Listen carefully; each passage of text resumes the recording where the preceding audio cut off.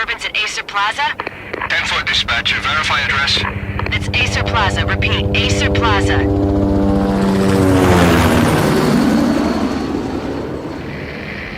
Shots fired on the rooftop. An assault in progress at Acer Plaza. Repeat, an assault in progress.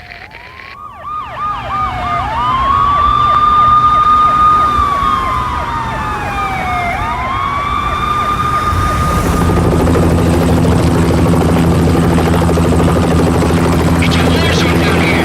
1085 dispatcher. Need additional units. Additional units now. Officer in danger. Officer in danger. 10-5, please repeat. 10-5, all units, emergency. Officer in danger, Acer Plaza. Repeat, Acer Plaza, all units. They were all dead. The final gunshot was an exclamation mark to everything that had led to this point. I released my finger from the trigger, and then it was over. The sun went down with practiced bravado. Twilight crawled across the sky, laden with foreboding.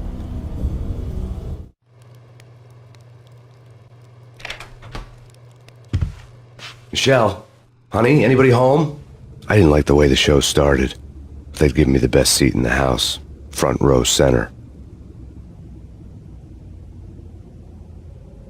What the hell? Something ugly had been tattooed on the wall, a map of things to come. It was a poison syringe, a magic tag full of diabolical meanings.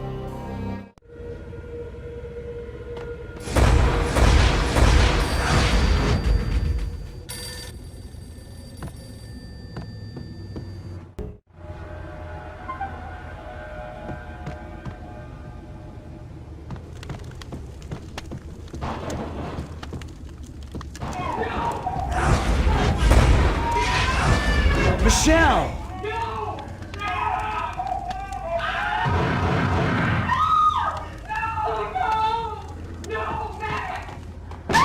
Michelle! Please!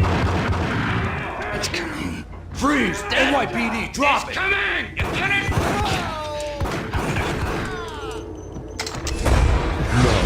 No, please, God, no. The flesh of fallen angels!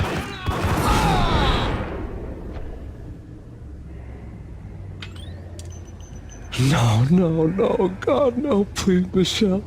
Oh, baby.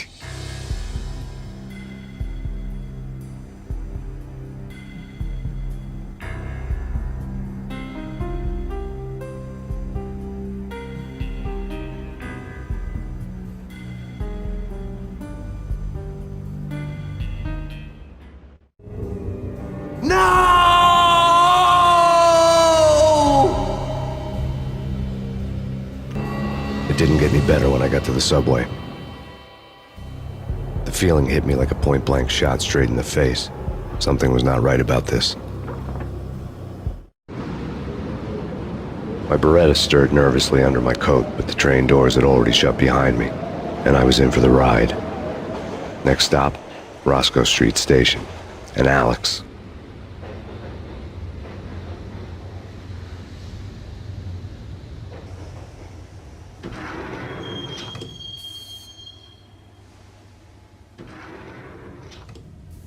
The station was drenched in gloom. Alex was a ghost, nowhere to be seen. I'd have to look for him.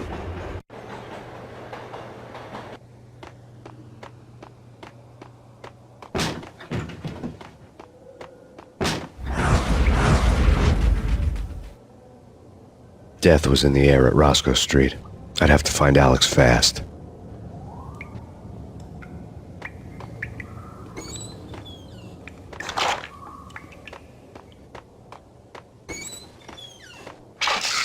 The pills would hold the pain back for a while. Wasn't Jake supposed to take care of this? He and Mickey are having too much. What the?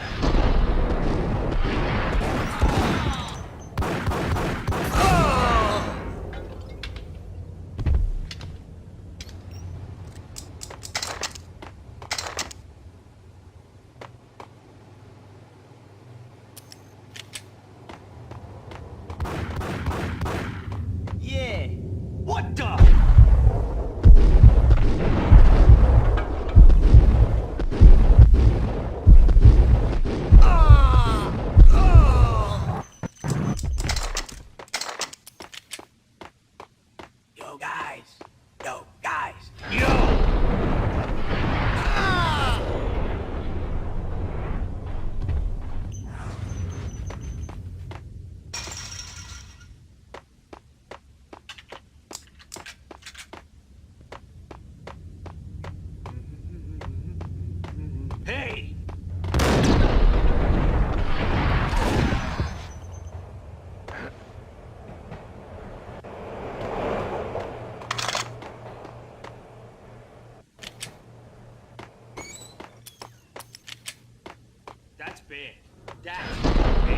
What the?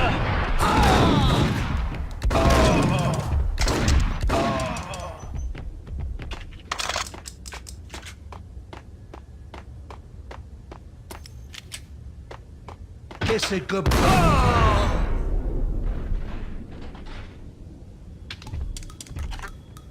You saved me, man. What's going on here? A massacre.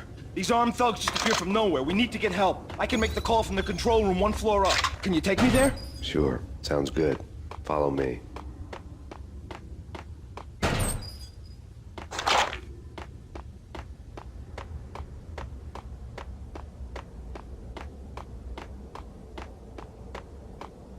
Hey, where are you going? The control room's up the stairs. There's no time to lose. We gotta get to the control room.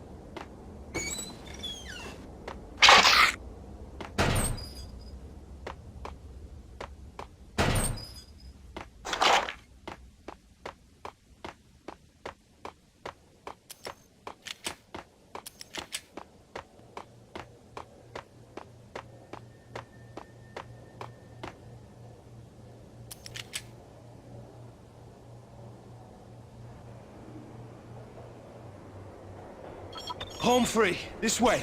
What the? Out!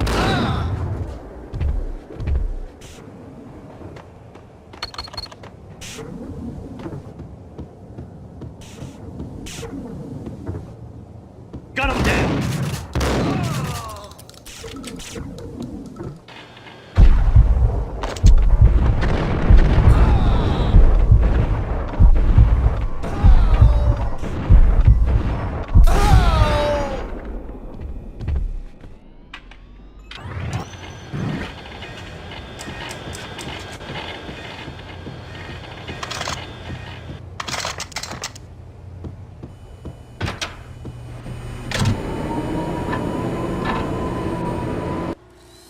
The train lit up like a Christmas tree. The power was back on.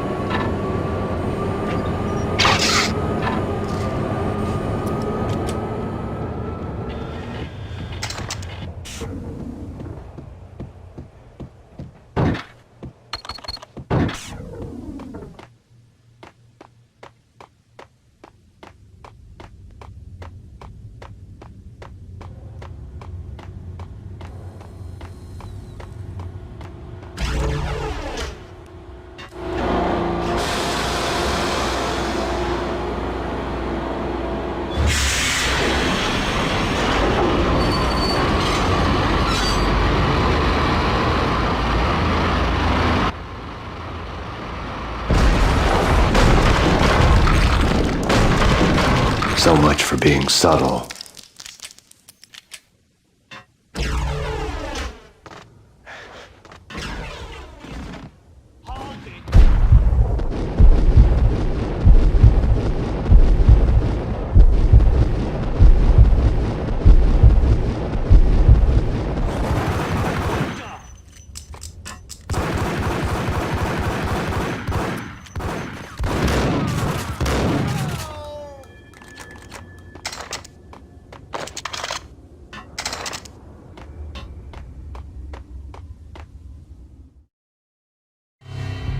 The rusty door led to an abandoned part of the station, closed off since the early 40s. Something big was going down in Roscoe Street. Maybe that's why Alex had wanted to meet me here. Maybe not. One way or the other, I was gonna find out.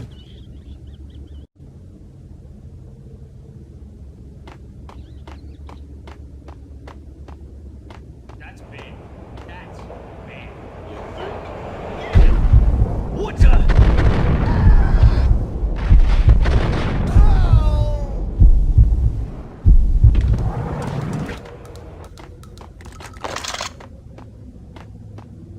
Hey.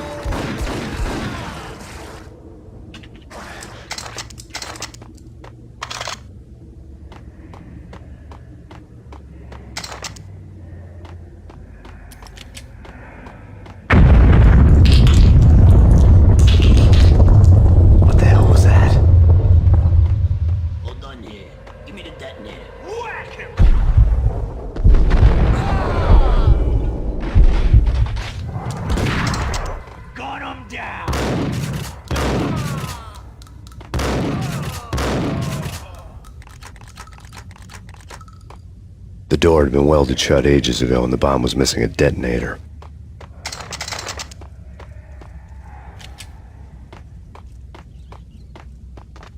Okay, fellas. The police are on their way.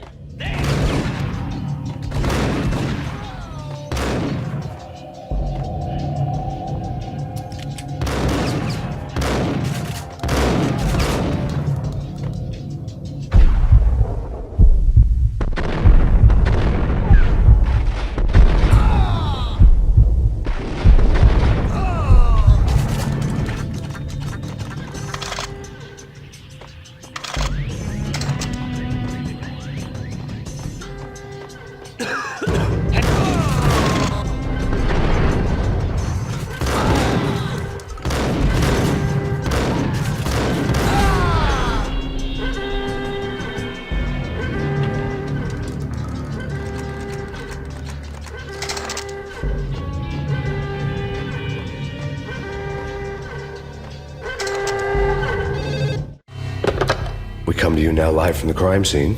Who is this? Right back at you. This is Deputy Chief Jim Bravura from the NYPD. You are to cease your criminal activities and surrender immediately.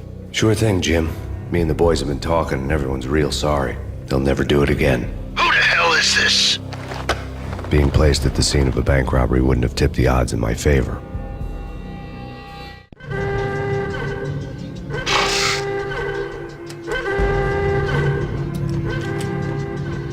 The bank robber's score lay on the table. The bank robbers have been after Acer Corporation bonds. The Acer success story had recently been on every channel and on the cover of every magazine.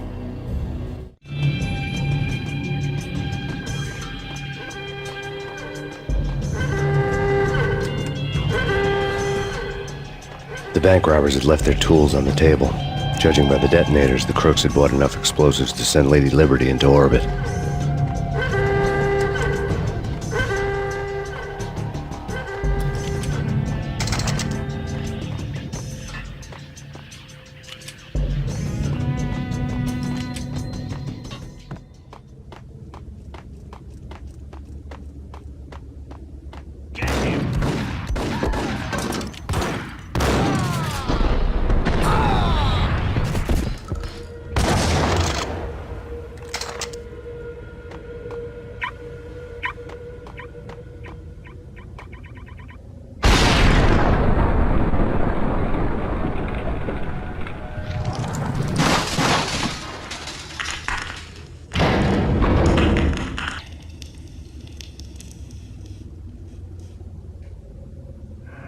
Hold it! Max! Jesus, you almost gave me a heart attack! I nearly shot you! Alex, I'm glad to see you. What the hell's going on? There are more corpses here than at the city morgue! It's an armed robbery. A tunnel job straight to the Roscoe Bank vault through the old station wall. Is this why... This is Lupino's gig?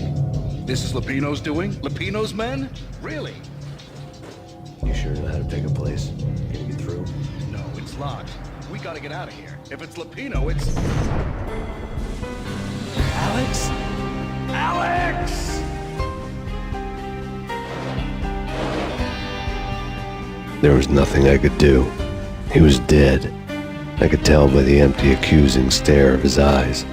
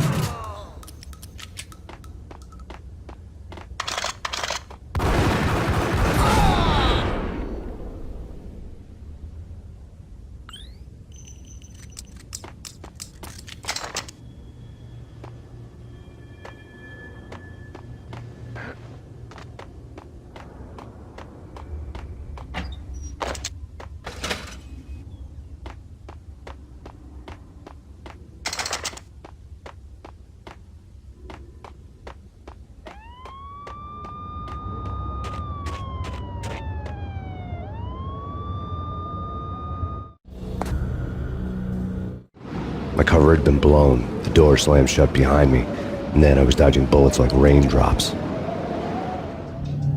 Payne in the butt. Ha ha! Payne to the max. Joke spot me. Gotta take you to Marble City for it. Eat first and lying down. Freaking A.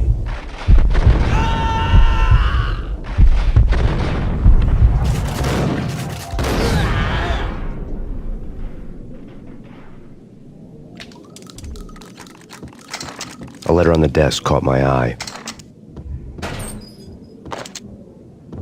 Bosses! Everything all right? Bosses! Joey! Vigilio! You all right in there? They're not answering. Call the others. Tell them to come quick. Okay, but we can't wait for them. We gotta go in now. Bosses! We're coming in! There he is!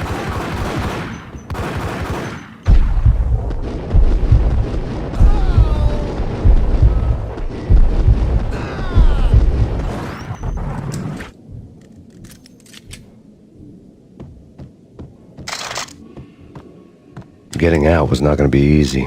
The staircase was locked and the elevator had been busted for a decade or more. Killer storm. VG Jim Rivera. Take whatever steps necessary.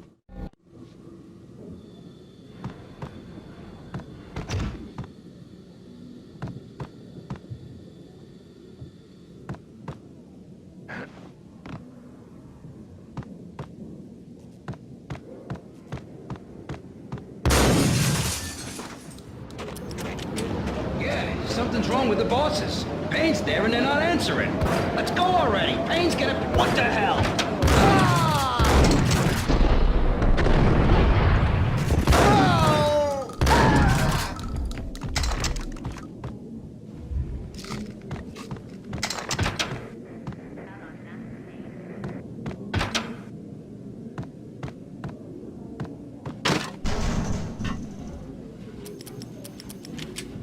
What the hell?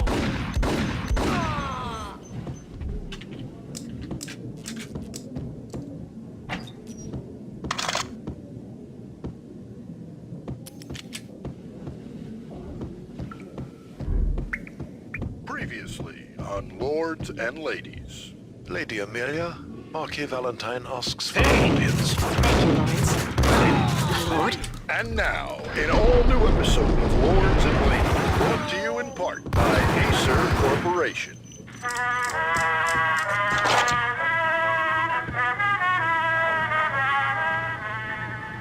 My lady. My lord? My lady, there is a matter of great importance I must bring to your attention. My lord, there is? Indeed, my lady, there is indeed. From the very first moment we met, upon that distant forest path, there has been sunlight in the autumn leaves blazing like the colors of your hair. Oh, my lord, you should not speak so. But my lady, I must. My lord, no! I forbid you. This cannot be. This must not be. But why, my love, why? My lord, it is too dreadful. Do not force me to speak the words. My lady, I beg of you, I must know. I would rather die than not know. Yes, my lord, we should both be dead, for this shame is too great for the living. My lord, I am your long-lost sister.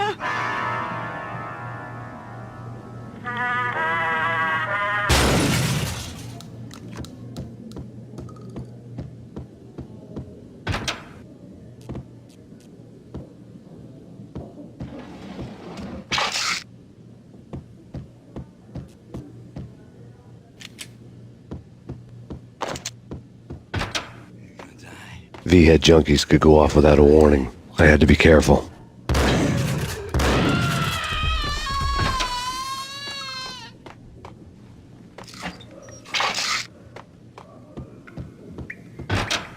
There he is! Got him down!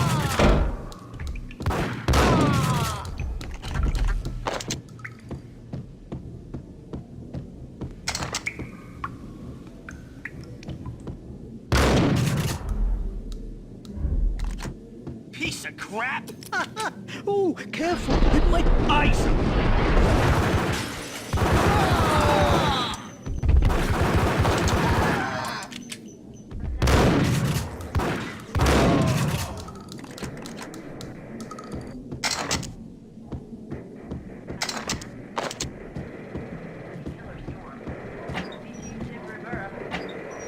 Take whatever steps necessary.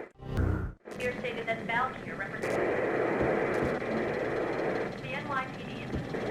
This party had been dead for a while. I couldn't say I was sorry I'd missed the show.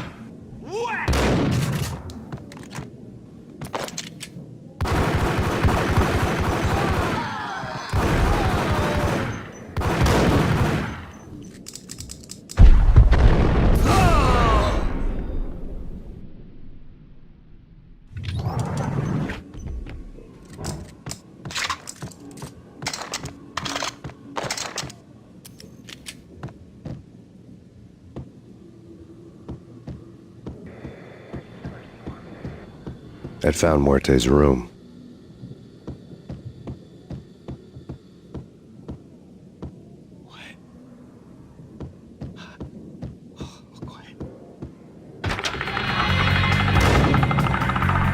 Muerte had received a letter.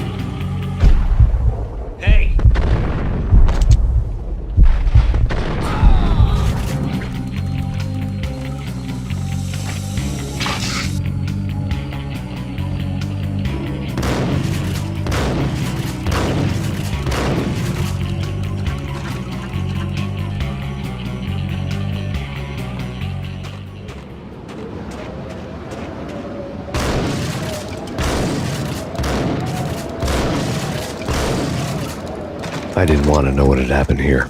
It was not a pretty sight.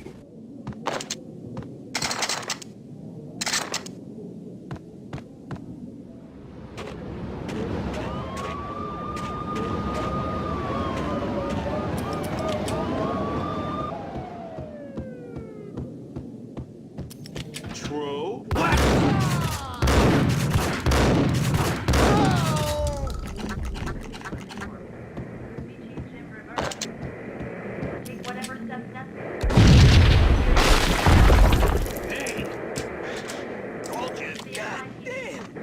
was a bomb for sure.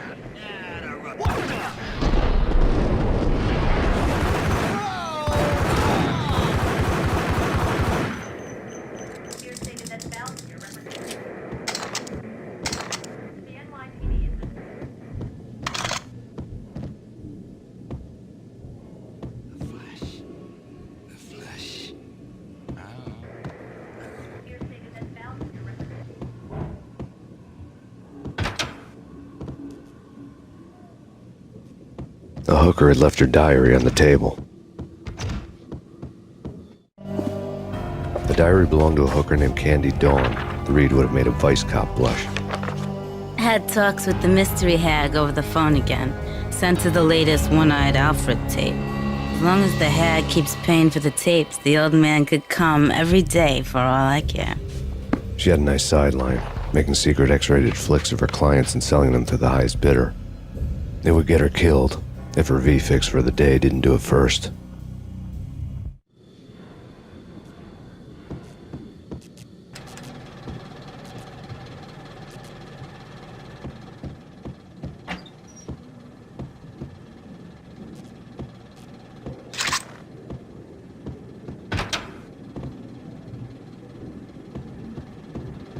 What the hell?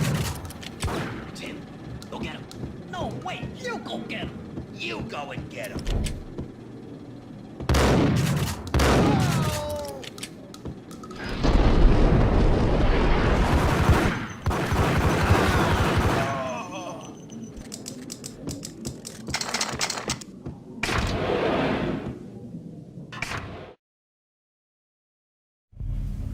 The old service elevator rumbled down to the bowels of Jack Lupino's hotel.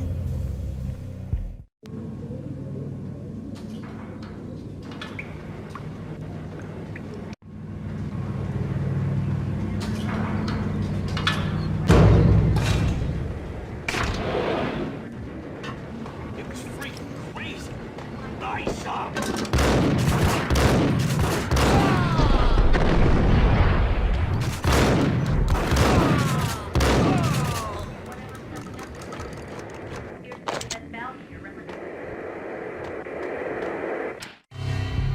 A winter storm warning is in effect in the whole tri-state area, as both freezing rain and heavy snowfall continue. Many roadways are already closed, and people are advised to stay indoors. The severe blizzard has ravaged New York for 3 days now, with no end in sight. We'd been snowed from the start in the Valkyr case. The forecast said there was plenty more where that had come from. But the snowbound city was on my side. Less chance of innocent bystanders getting caught in the crossfire.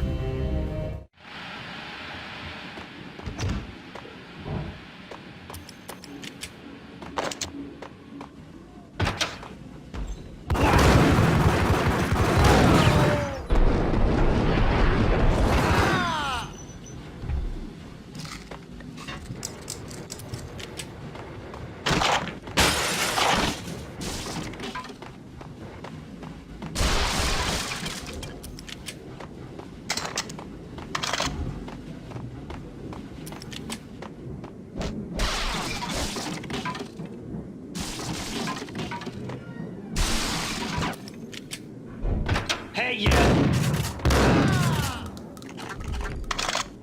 Exhibit number 1, a newspaper. A dead man tied to a chair lay on the boiler room floor. Captain Baseball Bat Boy has an unbeatable track record in superhero death matches. But a six-pack of root beer gets me every time.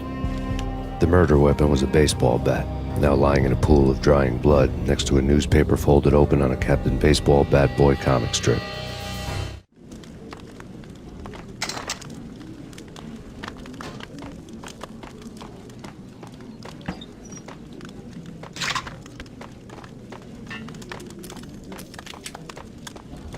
Take vampire movies. Why are they always set in LA or Mexico? They can't even get into the black.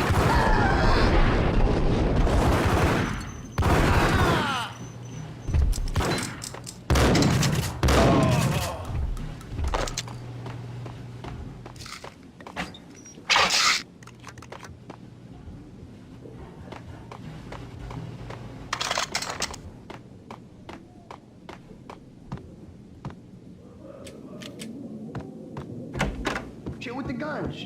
Trust me, you don't want to piss Muerte off. Gentlemen, let's do business. Green for green. Cheers at green-eyed angels. Amen.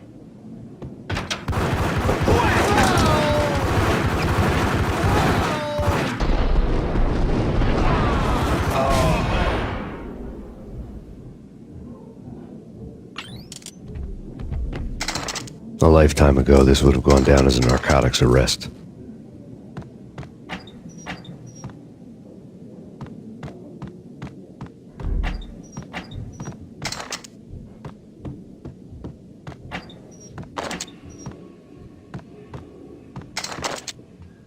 It was dirty money. The transparent cylinders glowed green, full of Valkyr. There was a key on the table.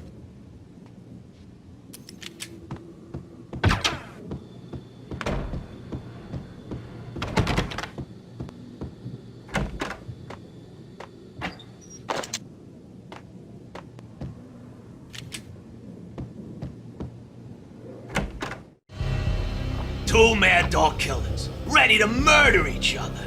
They step into the next room, and I'm thinking, now they're gonna do it. But no. They sit down in front of a TV and solve their differences with the Kung Fu fighting video game. I tell you, Candy, I was so depressed, I strangled them both with the video game cables.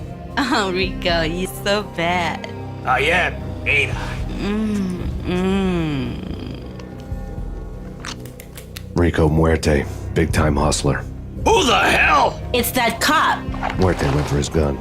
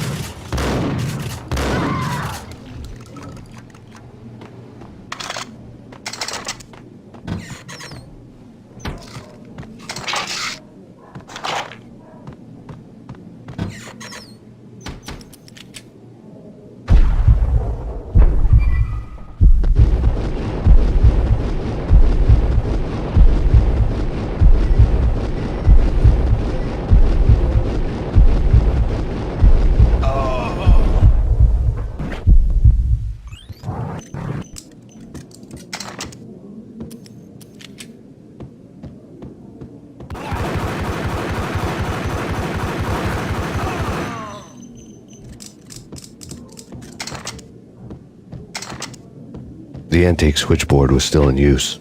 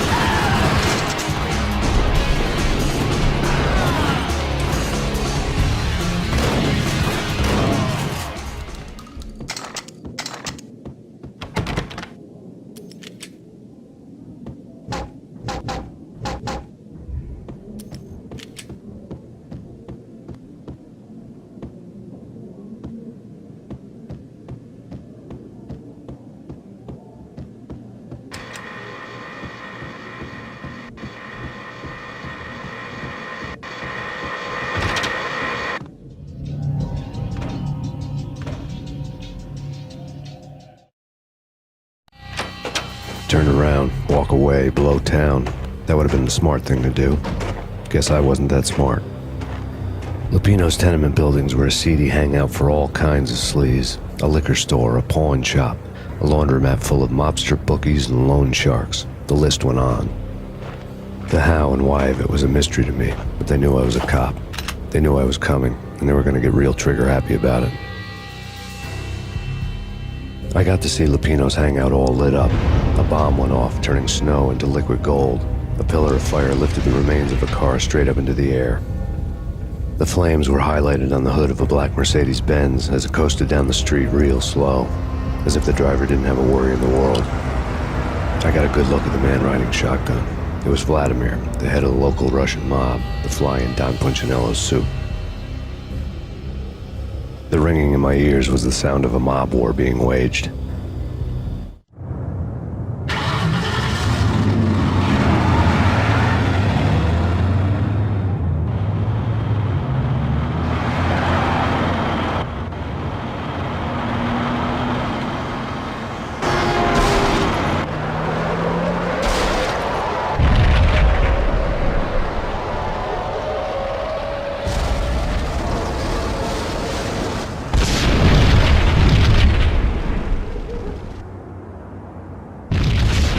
Another bomb exploded inside the closest slum building. It was a lucky break. The goons inside were spooked, but luck always came with a price tag. More bombs could still be ticking inside, and the cops would already be on their way. Jack Lupino's suite was on the top floor. At least it used to be, before the explosive makeover.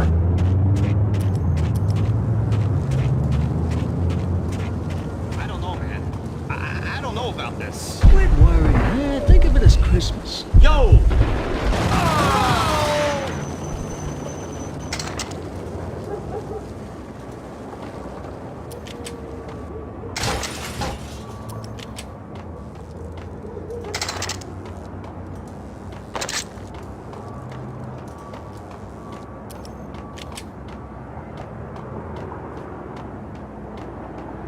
The headlines were a depressing read.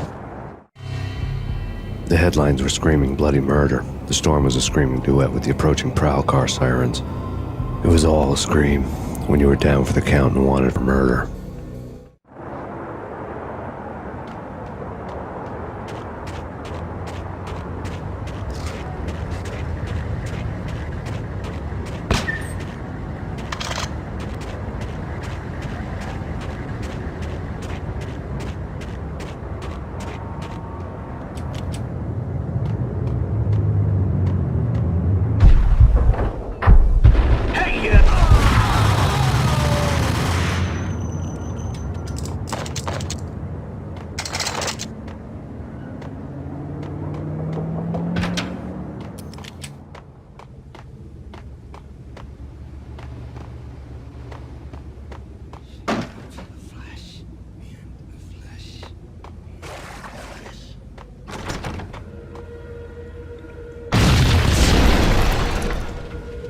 building was rigged with explosives.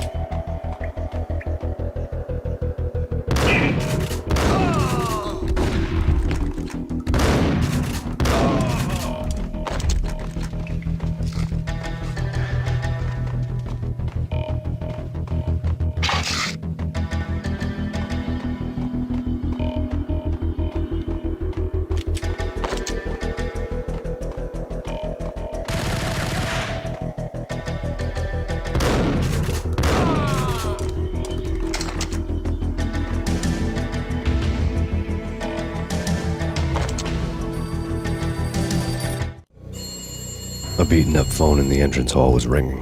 It could have been just a junkie in need of a fix, but it turned out to be something more sinister than that. Am I speaking to Mr. Payne? Who wants to know? My name is Alfred Woden. You must hurry. The police are on their way. Tell me something I don't know. They know you're there. How? And what's it to you? I will contact you again. The cops arrived, sirens singing in the off-key harmony of a manic-depressive choir. I had a few minutes while the SWAT team would go through the usual routine. By the time they busted in, I needed to be long gone. Max Payne, this is Deputy Chief Jim Bravura from the NYPD. Drop your weapons and come out with your hands above your head.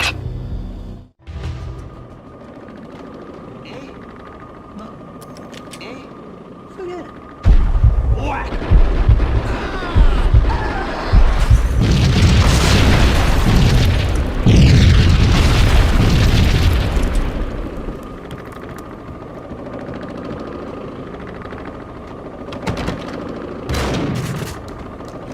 Someone had left a letter on the counter. Suddenly it all made sense. The bombs, the Russian mob boss making an appearance in person. Gagniti was his usual self, all talk and no walk. After our hit, the Russian has only a couple of guns left and they can be bought. There's no freaking way he has the guts to try anything after that. As it turned out, the Russian had plenty of guts. One thing he could count on, you push a man too far and sooner or later he'd start pushing back. There was a key on the shelf. Put your hands where I can see.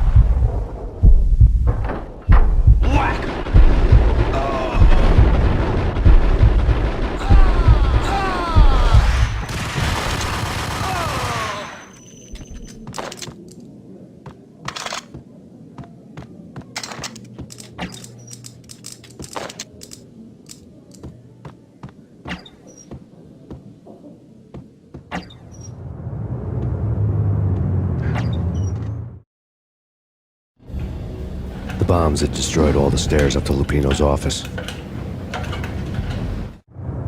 The alternate route led there by way of adjoining rooftops.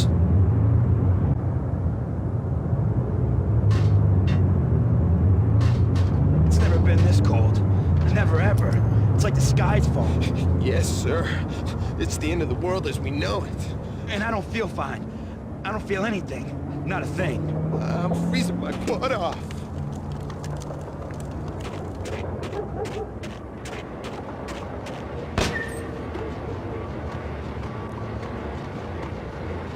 To get to the roof, I'd need to get to the elevator through the locked door up ahead. Pizza delivery. Never seen you before. Buzz off, Joker.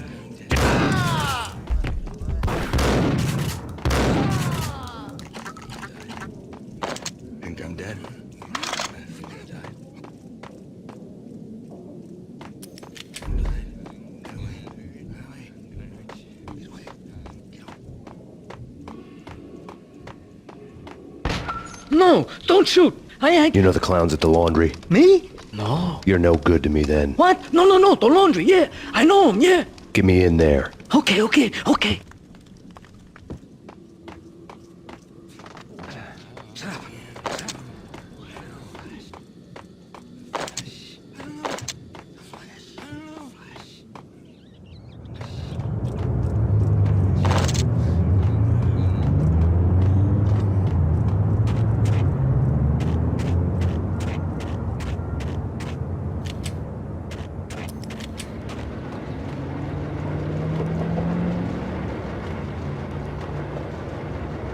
It's me. Open up. Let me in, quick. Not so fast.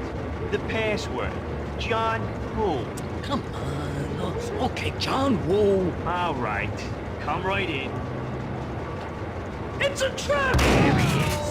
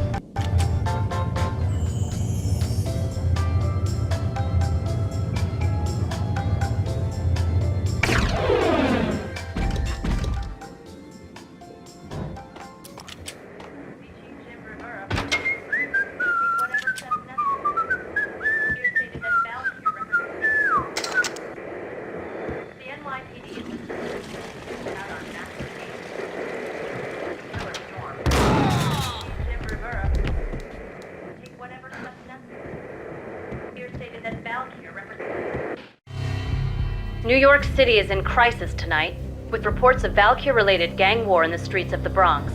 Apparently, Max Payne, wanted for questioning in connection with the slaying of a DEA special agent earlier tonight, is waging a one-man war against his former partners in crime. Among the list of casualties so far are notorious mafia members Joey and Virgilio Finito, as well as Rico Muerte, himself a fugitive from the law, and a suspect for several murders in the Chicago area. The NYPD has been placed on full alert. A citywide APB has been put out on Max Payne. Deputy Chief Jim Bravura has promised to take whatever steps necessary to bring him to justice. What those steps may be remains to be seen. For NYCNN TV News, this is Kira Silver.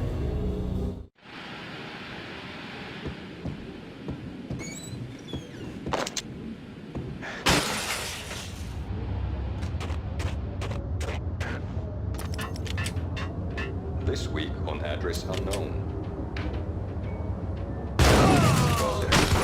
It's the last place I was. That's where I was anyway. Only, it's not me talking to the pink flamingo, but someone who looks the part down to the finest detail, except that he's evil. I'm hiding in the shadows, watching it all unfold. The flamingo speaks. You can speak here. It says, Mirrors are more fun than television. that's mirrors are more fun than television. Somehow I know this, just don't ask me how.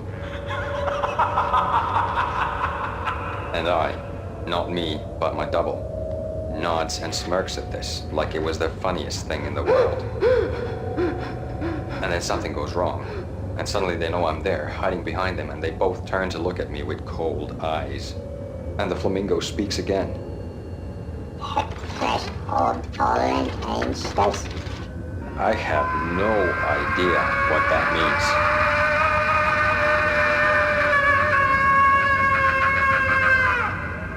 And that's when I always wake up to my own scream, in that brightly lit white hospital room, strapped to my bed.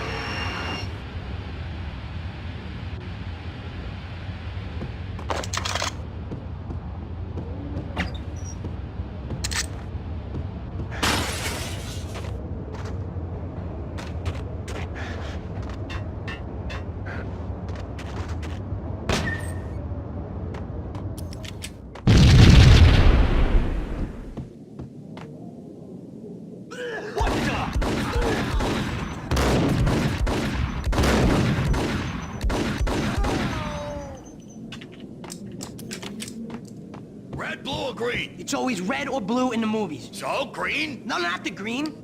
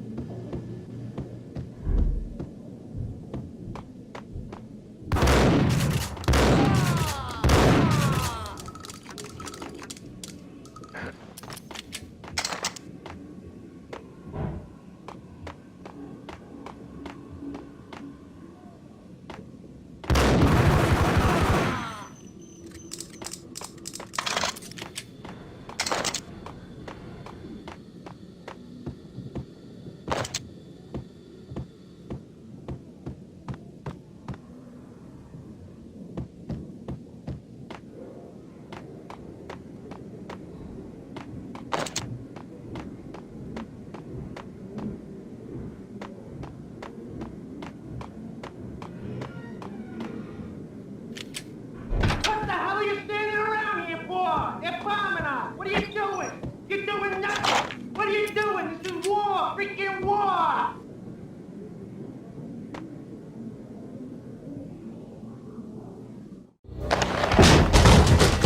Vinny Gognitti, just the man I've been killing to see. Payne?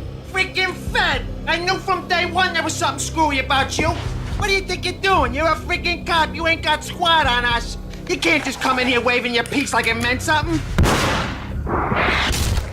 Yeah! Oh my God! Oh God, you shot me! Ah! You're dead, Payne! What the hell are you waiting for, you apes? Kill him! Kill him! With pleasure, boss. Gognitti bailed. I made like Chow Yun Fat.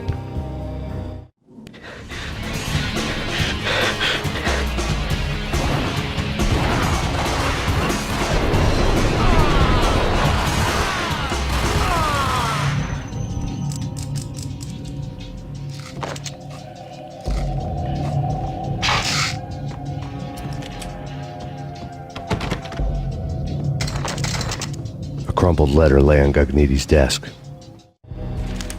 The letter was addressed to Don Punchinello, but Vinny had never had the nerve to finish it. Jack's gone voodoo.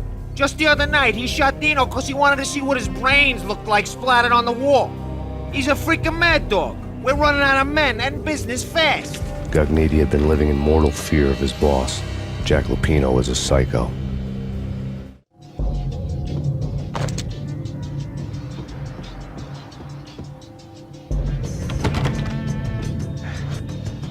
Vinny Gognitti was running scared. He could run, but with a bullet in his stomach like a broken bottle of Tabasco, he was quickly running out of time. He knew where his boss was, and I wanted to square things up with Jack Lupino. Gognitti would be moving fast. I don't know about angels, but it's fear that gives men wings.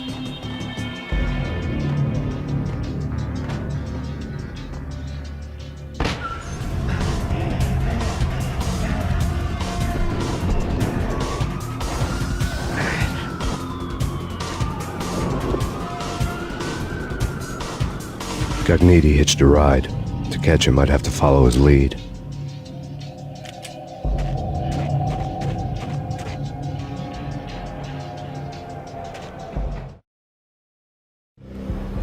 This was my second train ride of the night. The way it started didn't promise anything better than the last one.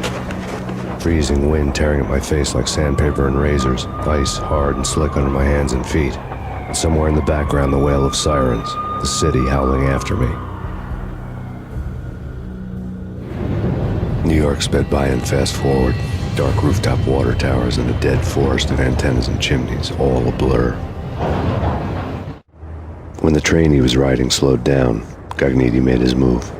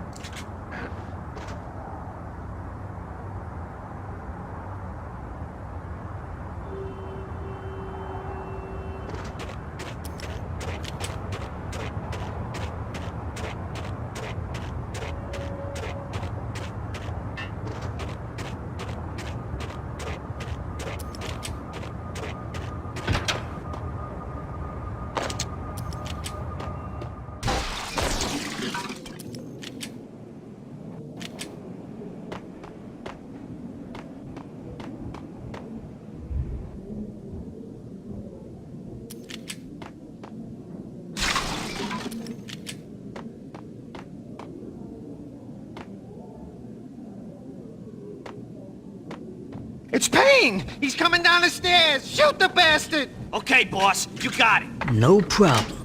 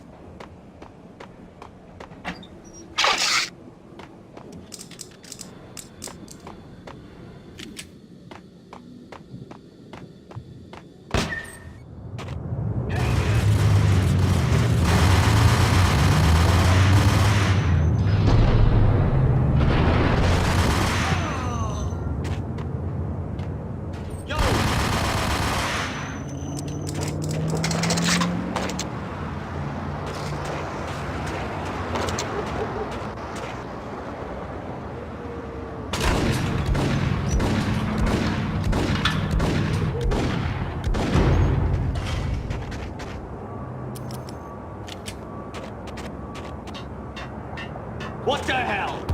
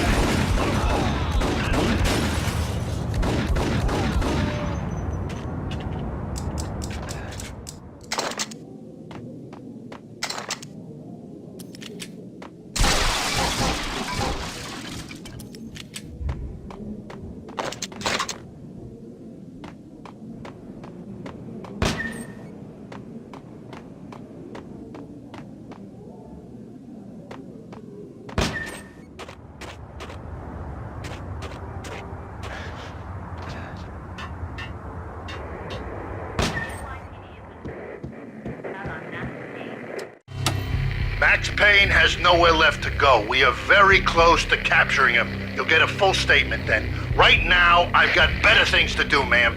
That was Deputy Chief Jim Rivera from the NYPD with no further comment at this time. Apart from his suspicious food habits, I figured Bravura to be one of the good guys. Fate had just dropped us on different sides in this. But when it came to capturing me, he was way out of his league. I had already ditched the cops a couple of rooftops back. For now.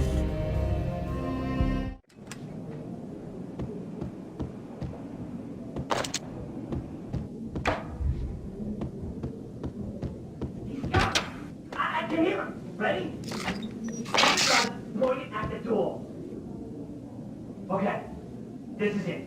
Any moment now, Payne's gonna bust through that door with murder in his eye. It's either him or us. I, for one, am gonna pump the SOB so full of lead, they'll need a forklift to carry the coffin to the grave.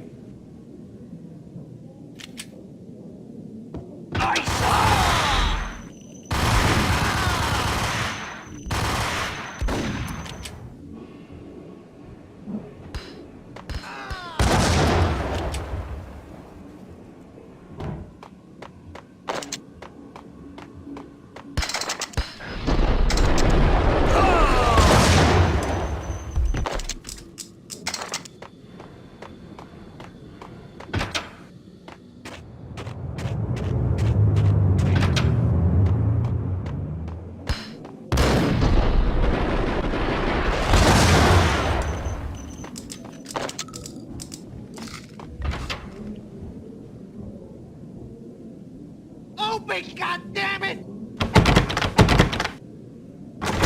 Payne! I'll kill you, you lousy freaking cop!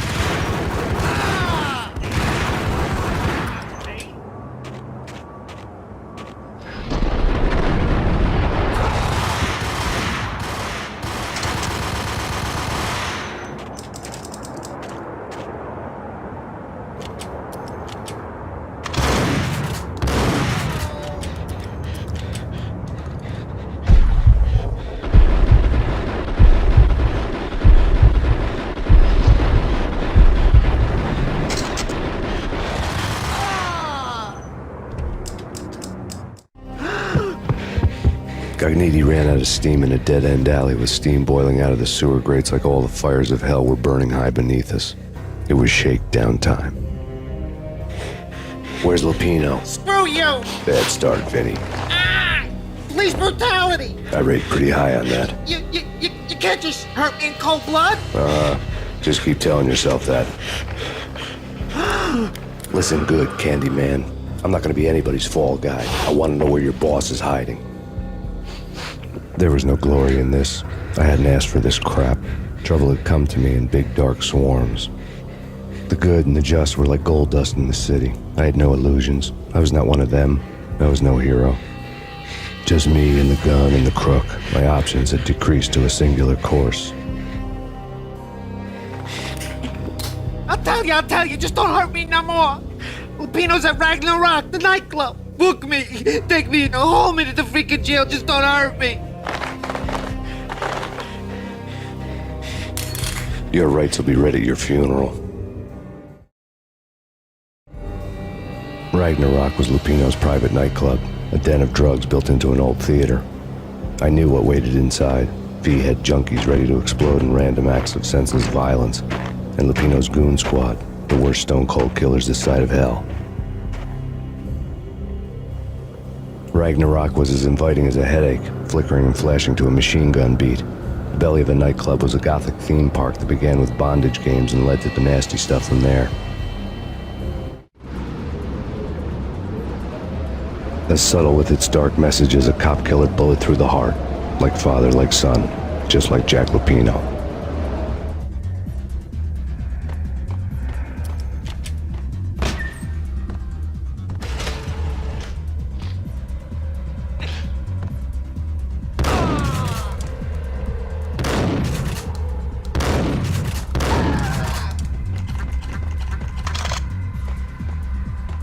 book had never been a bestseller.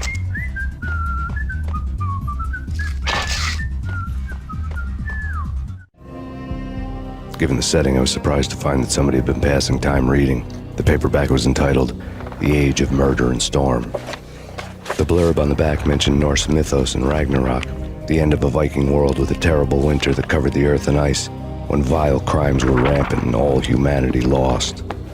I could see how somebody impressionable might get it into their head that we were at the end of time. I was also beginning to see what the nightclub and its owner were all about.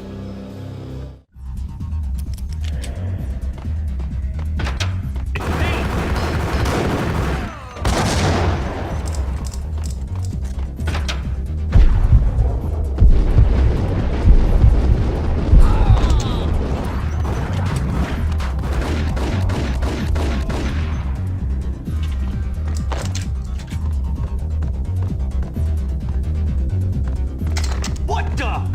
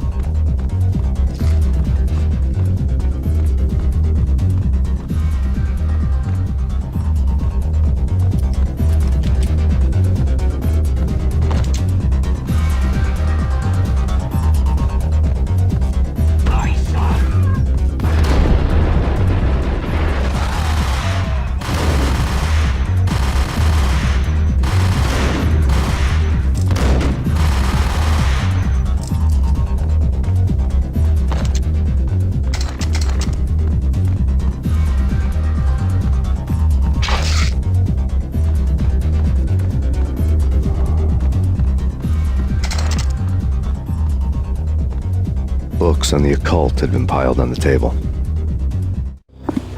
The room was stacked with light reading, such as Necronomicon, Witchcraft, and Paradise Lost. Old exotic titles like Malleus Maleficarum and De Umbrarum Reini Novum Portus. Books with pentagrams on their covers, all dealing with the occult and the infernal, lying between stacks of horror videos and a couple of Ouija boards. The only thing I could take seriously was the thought of Lupino taking it seriously. He had been spending a lot of time getting intimate with the guy downstairs.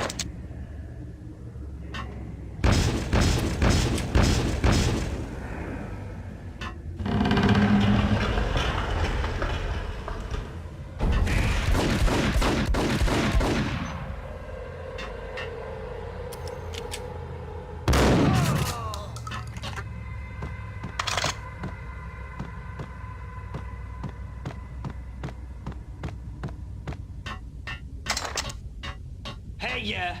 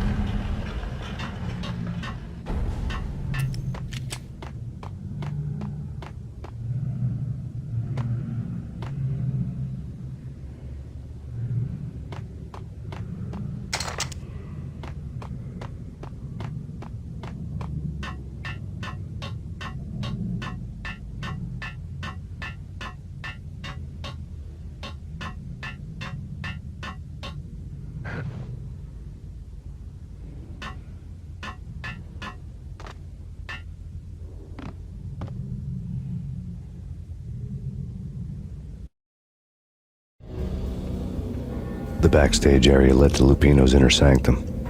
The hot air inside was like an invisible wall, thick with incense and something else, a sickly sweet smell that made you gag. This was the rotten core of the Big Apple. Lupino lurked somewhere ahead, like a spider at the center of his web, waiting. The vapors in the air started to make my head swim. Torn pieces of a letter lay scattered on the sofa.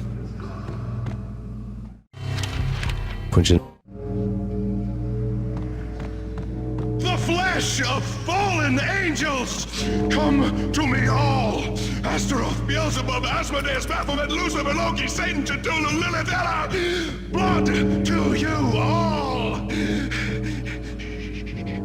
Secrets.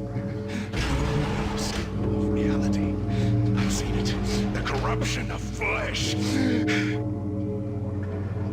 Oh! I'm the wolf, yeah! I am the wolf! It's close. It's coming. You have come. A witness to the end of time. It's now! I will rise to her side! I don't need the words! I'm beyond the words!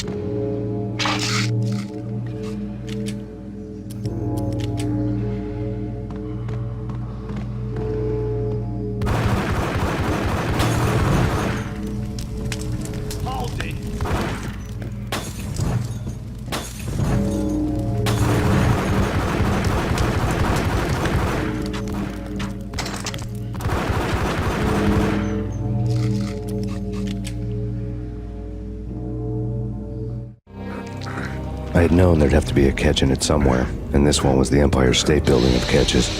Lupino was pumped up and dying to go 15 rounds with a mutant alligator. And then he started this spooky monkey talk, straight from a bad dream. Mine. I have tasted the flesh of fallen angels. I've tasted the devil's green blood. It runs in my veins. I've seen beyond a world of skin, the architecture of blood and bow and arrow. Death is coming! She is coming, and hell follows with her. This is the twilight winter.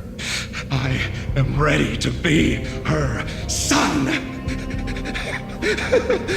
Her time is now, and all who stand in her way must die!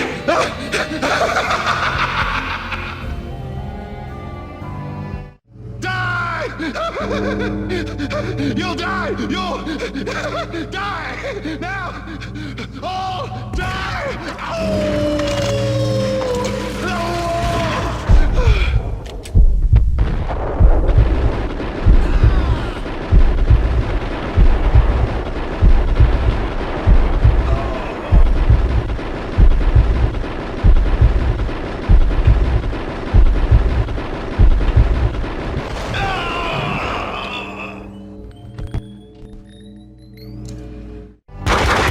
Lupino finally went down. I wanted to make real sure he'd stay that way. V was a bad monster. Turned them into friggin' zombie demons from outer space. I think he's dead already. Huh? And that's when it happened. But dead or not, you've got the wrong guy. In stepped this knockout femme fatale holding a gun to my face. I returned the favor. Lisa Punchinello. Lisa Punchinello was the Don's wife. Mona Sachs. Lisa's evil twin. Your safety's off, evil twin. You might hurt someone with that gun of yours. Lisa's the damsel in distress. I'm the professional. I'd blow you away without batting an eye. Sure, and you can check out my credentials splattered all over this joint. Jack couldn't have framed you. Not the state he was in. We're after the same slime bag. Angelo Punchinello's the one who murdered your friend and framed you with it. You know this for a fact. I've got my sources. I don't have a clue these days. I just shoot them as they come. Who put a contract on the Archfiend? This one's mine. I hate the guts of that sadistic wife-beater. Why not pool our bullets for this one? I thought you'd never ask. My finger was starting to twitch. How do you like your whiskey? I'm easy, as long as you don't try to slip me a Mickey. You're a real angel, Max. It was good stuff. Tasted sweet as honey going down. Nothing personal. Can't risk you going berserk and getting Lisa killed.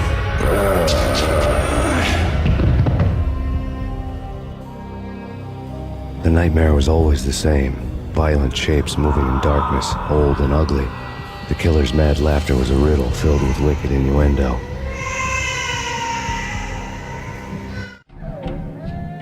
Somewhere, the baby was crying.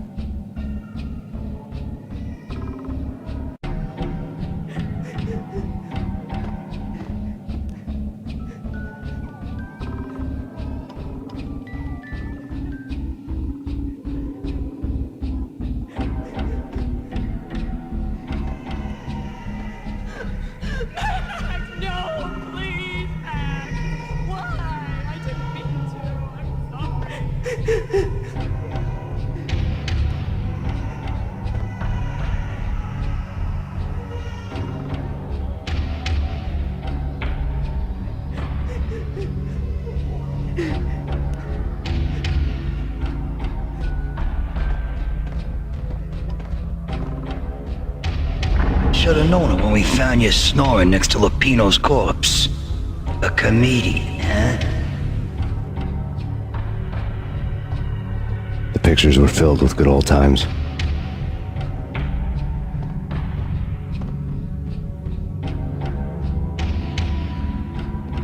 Michelle looked at me from the photo.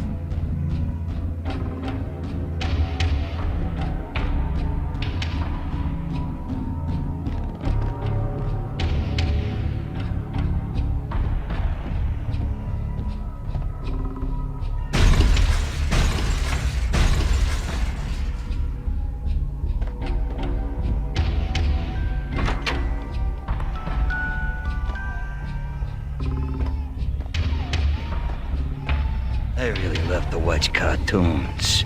Captain Baseball Bat Boy's my favorite.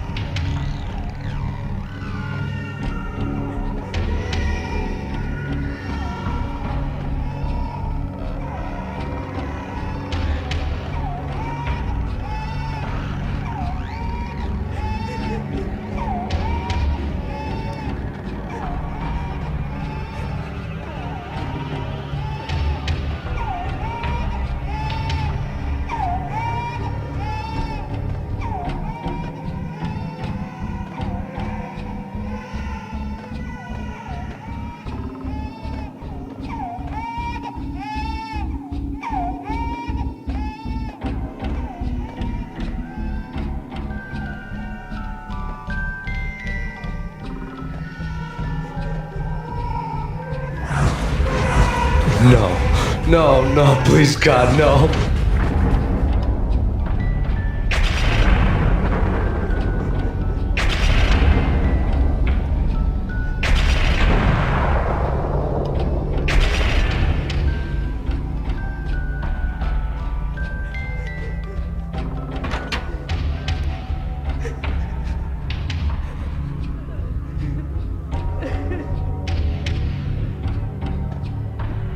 Slice them, dice them, shoot them full of holes, blow them to bits, vaporize them, disintegrate them. No matter what you do, they'll still be back, good as new.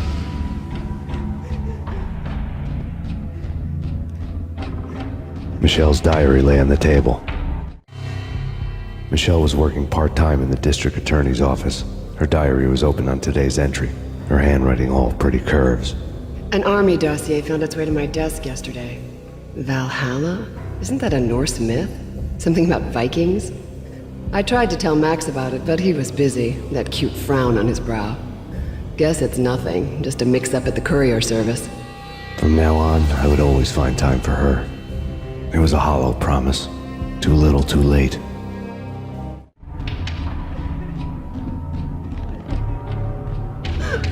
Max, no, please, Max. Why? I didn't mean to. I'm sorry.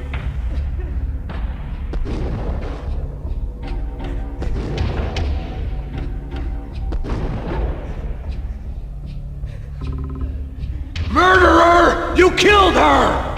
Nothing like that ever happens in the real world.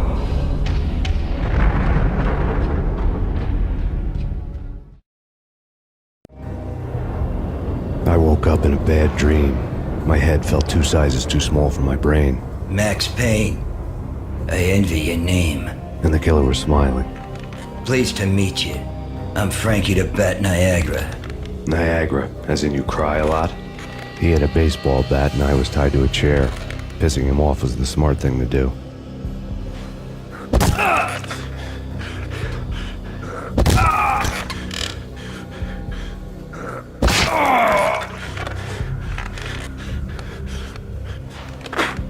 Nothing wrong with a little laugh now and then. Take me, for example. I love to watch cartoons. Cartoon violence is a fascinating thing. Let's take a break. I need to take a leak and maybe grab a cold one at the bar. Don't worry. I'll be back to finish this off. And then, it's checkout time. You play, you pay, you bastard. He swaggered out, and the door clanged shut behind him, locks clicking into place. Everyone makes mistakes. Mine hadn't been to crack jokes about the goon with the bat. He'd have cracked my skull regardless. It hadn't even been to trust a girl with a gun. I had blindly gone after the first bad guy on my hit list when I should have been aiming further up the ladder, at the head of the Punchinello family. I couldn't bring myself to be pissed at Mona. Guess I had a soft spot for her pretty face.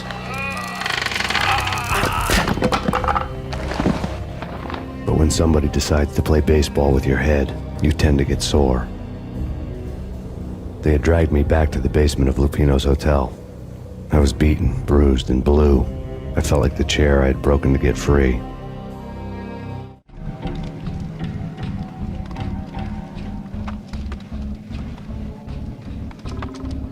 All I had was Niagara's bat, sticky with my own blood.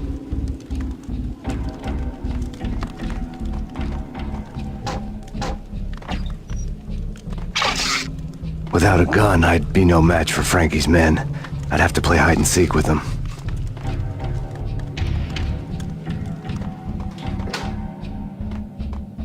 It's Frankie's turf. We'll take. What the?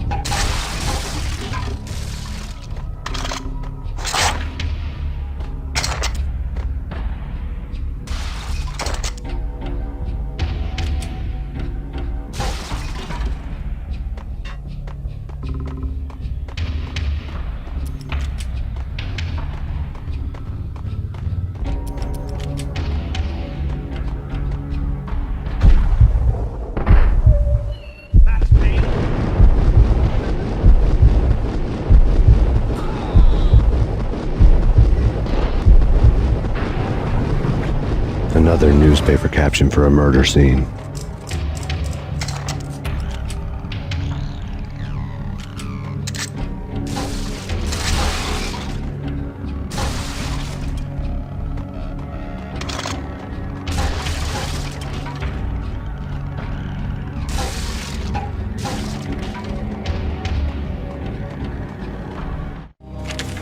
Frankie had left his calling card, a Captain Baseball bat boy strip, next to a sewer passage filled with bodies.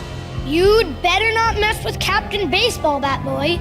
Even my arch enemy, Bicycle Helmet Girl, swoons at the sight of me. Aha!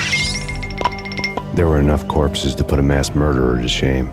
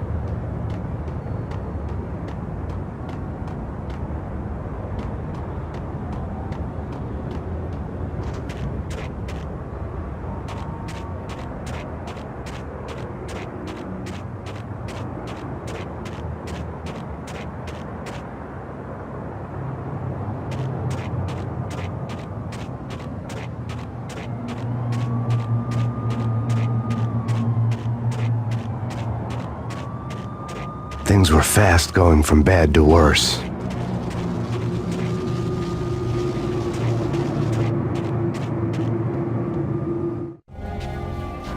The men in blue had come and gone.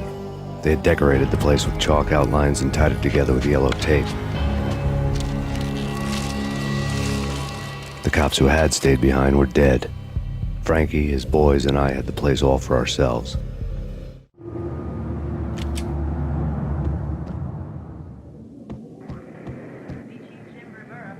Just forget about it. Just forget about it. Hey, just forget about it. That crazy witch, you should have heard her. She was a real scream when the boys caught her trying to cap the Don. Oh, that's freaking bad. To the trio? That's even worse than what Frankie's doing to that poor bastard downstairs. She's gonna take a long time to die. The mobster muscle on the phone was talking about Mona. Punchinello's trio were nothing but bad news.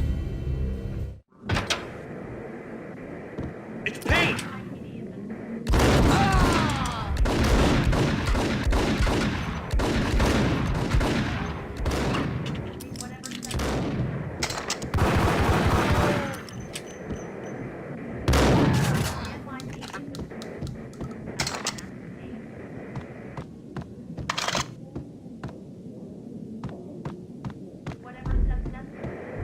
More evidence that Punchinello didn't like me much.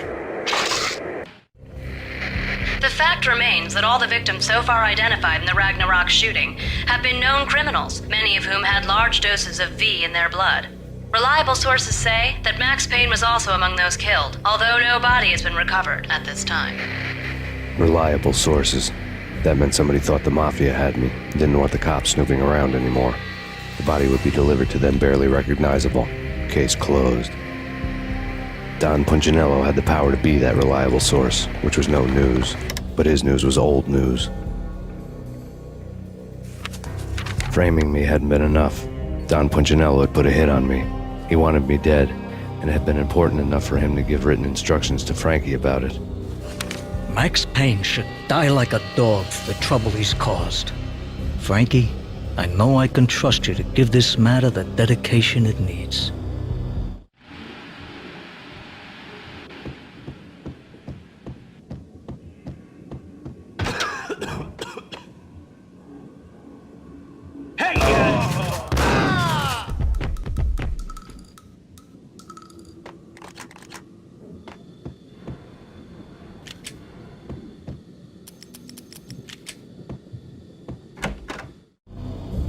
The hotel bar was fast developing quite a history. True to his words, Frankie was there, having a beer. Jesus Christ. How the hell did you get loose? Got bored waiting. Thought, what the hell, we could just as well finish this here.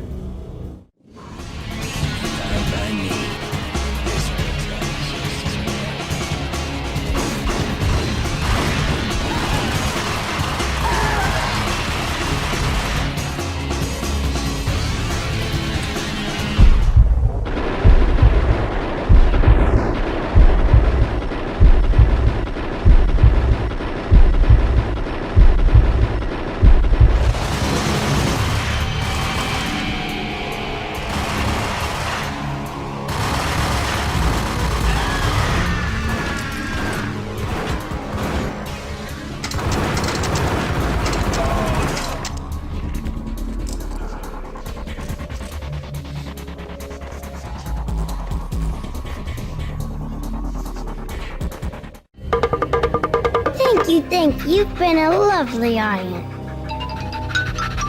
Had enough? I don't play with girls anyway. Unfair! I spotted the tail as soon as I left the hotel. A big black Mercedes. I had seen the car before. That time it had heralded impressive explosions. Vladimir was back. Bang! You're dead, Max Payne. I might have laughed if I remembered how. What's this supposed to be? Cops and robbers? Look, you want something with me? Get in line. Peace, man. Relax. You know you are a real news item, armed and dangerous. I am going to make you an offer you can't refuse. I've always wanted to say that. It's a bum rap. I've been framed. That's a moot point. Whatever you did or did not do, I'm sure you had good reason for doing it. Want to hear me out? I'm listening. Punchinello messing with V is bad for business all around. But that's not all. There is this guy, Boris Time, used to pull jobs for me. He's the captain of the cargo ship Charon. Now the bastard turncoat has gone over to the other side, Punchinello's. The ship's loaded with high-res hardware, guns, my business. If Punchinello gets hold of that cargo, he's won and I have lost. And you'll have your work cut out for you. If you want to get to Punchinello, you'll need heavy-duty persuaders. I am just the man to get them for you. Change the ship back under my flag, maybe pop 2 in the traitor Dime's head while you're at it. You'll get enough guns to start the apocalypse. You in or out? Let's get this show on the road. Vladimir was one of those old-time bad guys with honor and morals, which made him almost one of the good guys. None of us was a saint. The Brooklyn riverfront was a maze of rusty containers, sharp-boned cranes looming up from the snowstorm. On a night like this, you couldn't help but think of the dark army of dead men sleeping with the fishes, cement shoes in line. No Minotaur lurked in this labyrinth, but somewhere out there, on the clanking deck of his cargo freighter, the skipper of the Chiron was waiting, like the ferryman of the river Styx.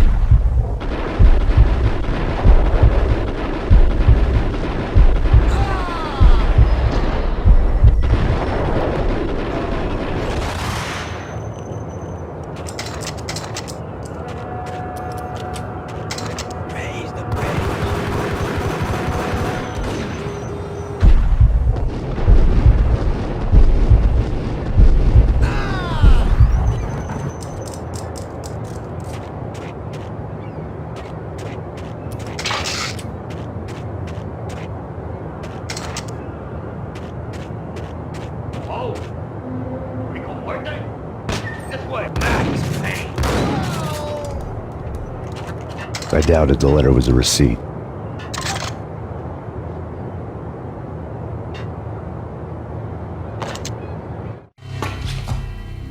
Rico Muerte had come to town to do more than just sort out family troubles. Exhibits number 1, 2, and 3. A briefcase of money, a sniper rifle, and an envelope with one word neatly printed on a folded piece of expensive paper. Mayor. It didn't sound like a mafia contract at all. It was too cold and too to the point.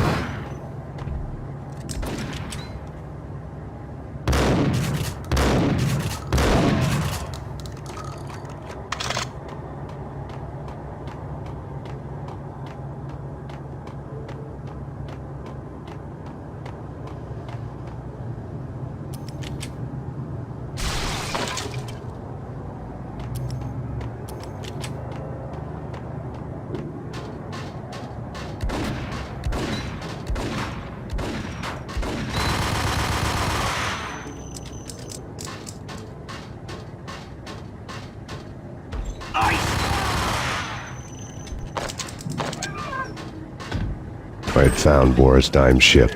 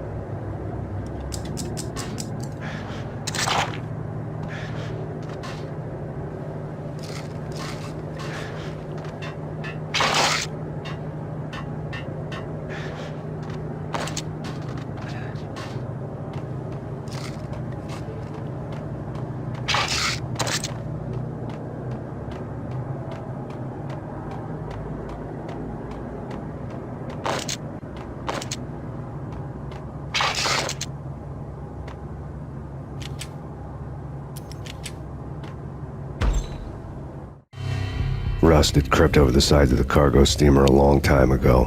Boris Dime would be on board. I'd have to smoke half of his crew to even get near the gangplank. The guns were probably being kept in the hold, buried amidst the rats and oily water.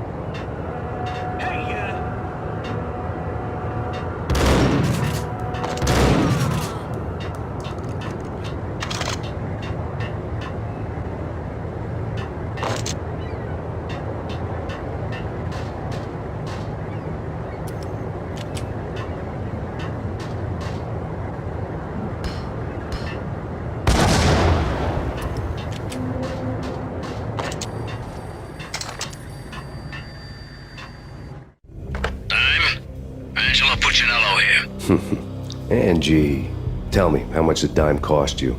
I bet it was more than his name. Max Payne. Right the first time. You're dead, punk. You sure you're not confusing me with Boris here? But you are right, of course. Pretty soon we should get together and have a talk. You son of a... Pissing Punchinello off was a dangerous game, but when people get mad, they make mistakes. I should know.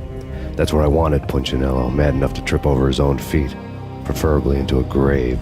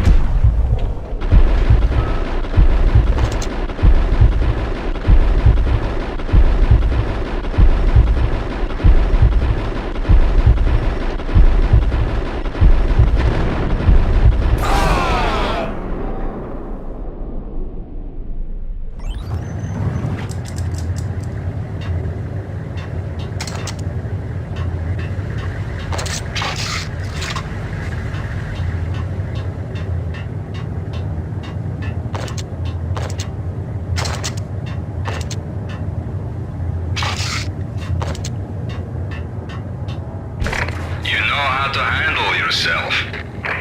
Anybody who says different is calling me a liar. Glad of you here. Collect all the guns and ammo you want. Meet me on the bridge afterwards.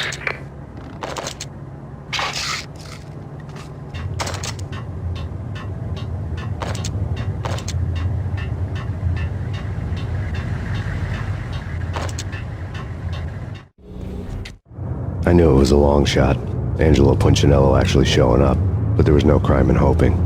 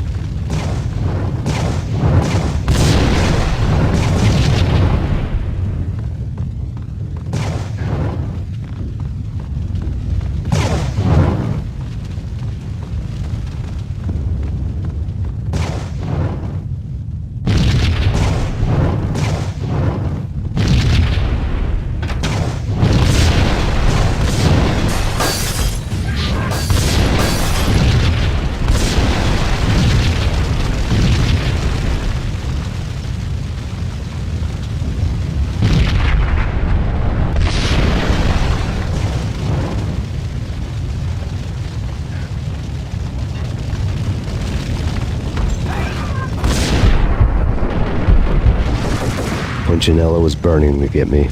The feeling was mutual. He was trying to put out my flames with gasoline.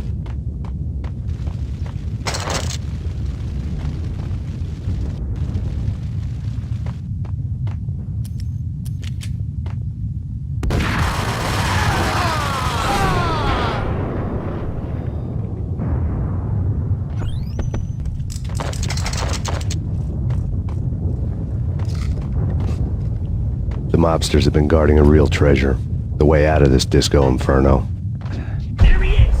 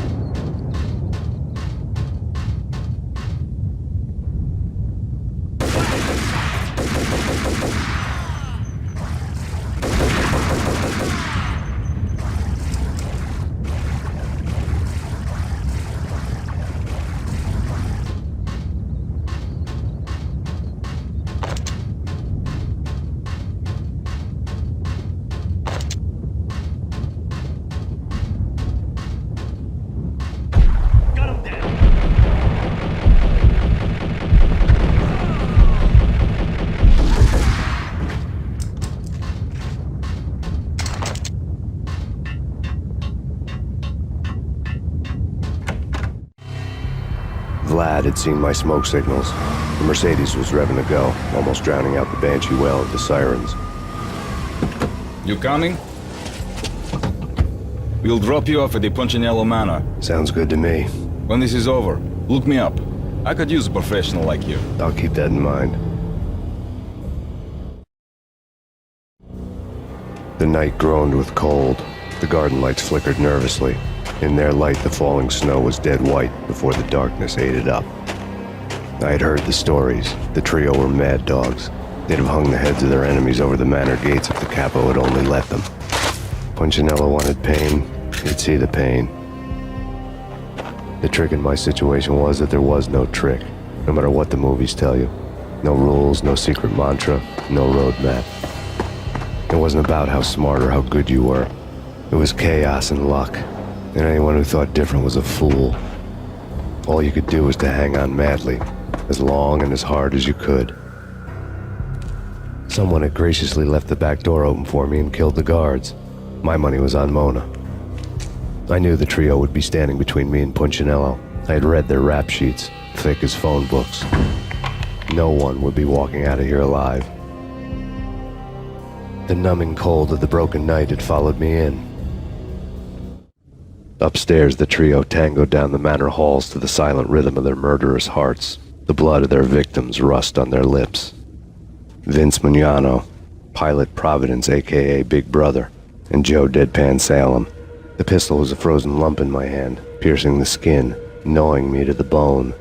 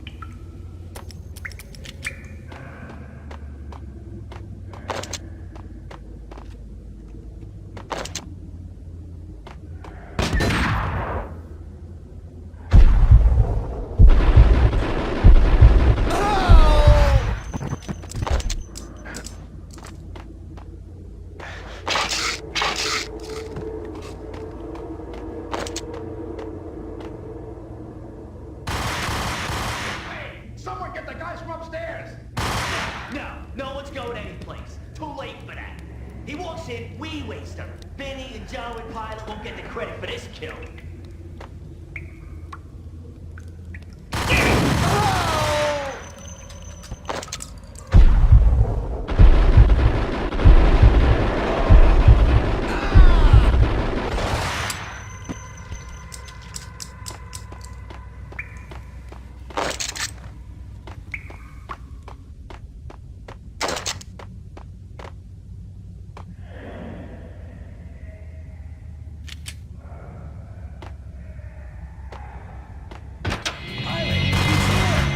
It didn't take me long to run into the trio.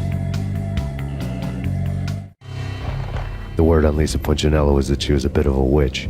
The tarot cards on the kitchen table fit the picture.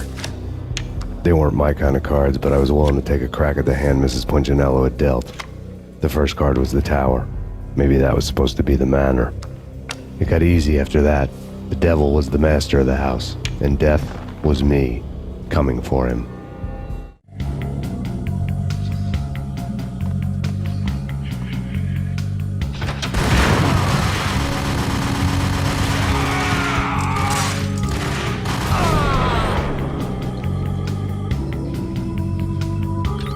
One down, two to go.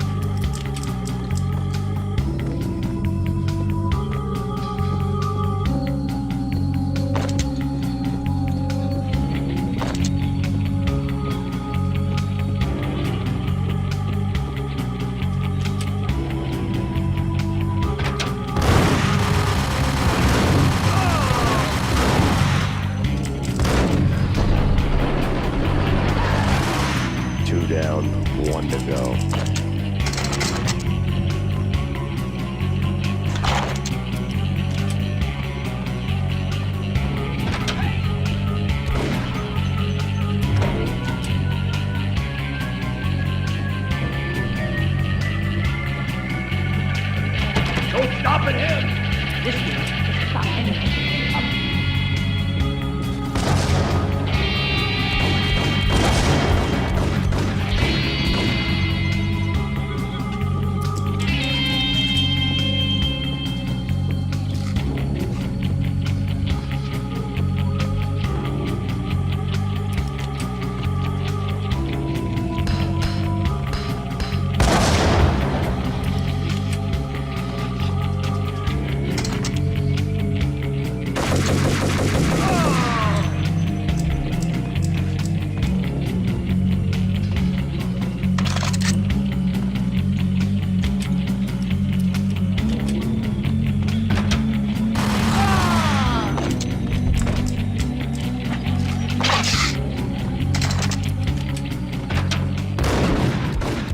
It was too late for her.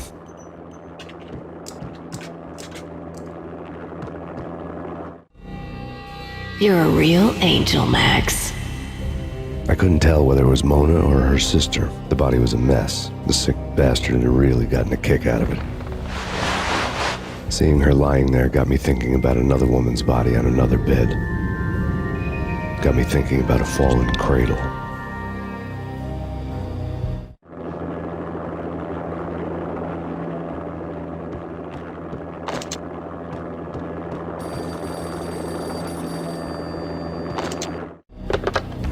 Max Payne. Talk to me. Alfred Woden. You've got company. An armed helicopter just landed on the manor grounds. You must hurry. The more the merrier.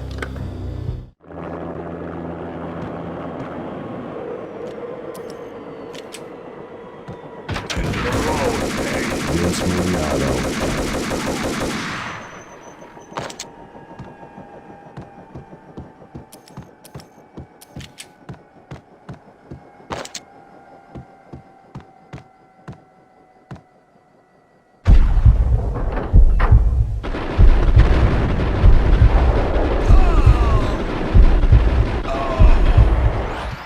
Punchinello's trio was done for.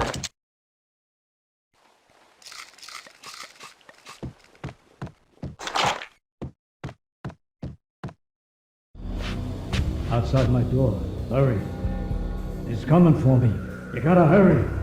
Please. I could hear Punchinello on the phone begging for help.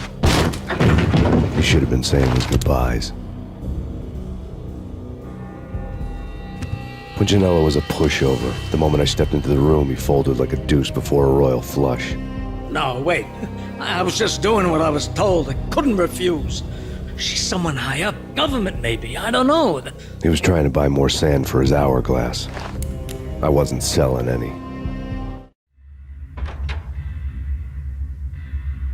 No, I told him not to.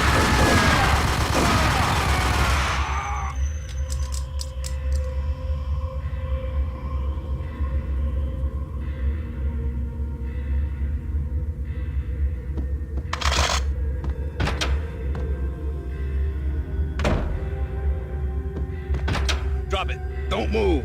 Game over, Max Payne. I could tell when I was outgunned. It was time to take another beating. The mystery witch was a real barracuda. Trouble in dagger heels, a smoking assault rifle in her hand, and an army of killer suits behind her. How sweet. I get to kill two birds with one stone. Sooner or later, it was going to catch up with you. Mr. Payne, it's time to show you the benefits of my brew. Be a good boy now. You'd find that Lady Luck was really a hooker. You were fresh out of cash.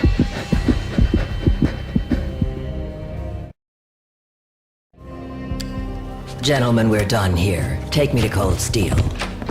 She had just given me an OD of Valkyr. I could feel green fire eating my brains. They turned to steam. They did a fade on me. I'd never had a chance. The witch had got me just as sure as if she put a gun to my head and pulled the trigger. The shadows rushed me, bruised mugshot faces hungry for revenge. They knew my weak spots and closed in for the kill. The floor turned into a vortex of green blood. I fell. The flesh of fallen angels.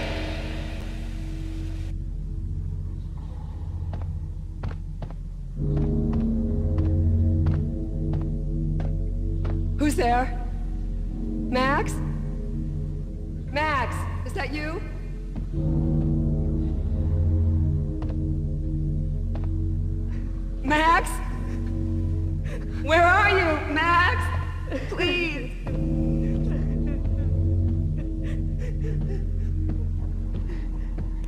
No, please, Max, no. I'm sorry. Please don't, Max, no, please.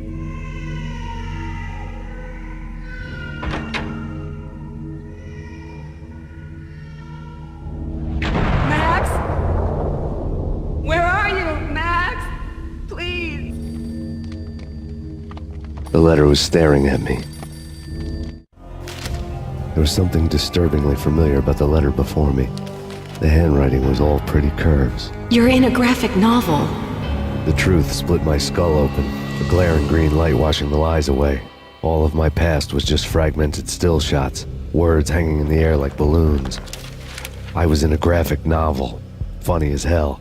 It was the most horrible thing I could think of.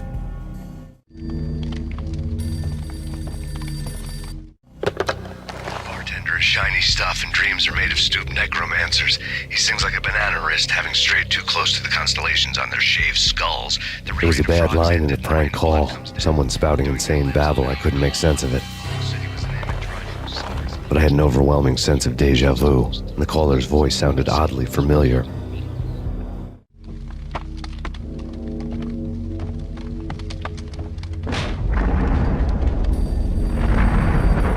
The weird piece of paper looked dangerous. There was something disturbingly familiar about the letter before me. The handwriting was all pretty curves. You're in a computer game, Max. The truth was a burning green crack through my brain, weapon statistics hanging in the air, glimpsed out of the corner of my eye, endless repetition of the act of shooting, time slowing down to show off my moves, the paranoid feel of someone controlling my every step. I was in a computer game. Funny as hell, it was the most horrible thing I could think of.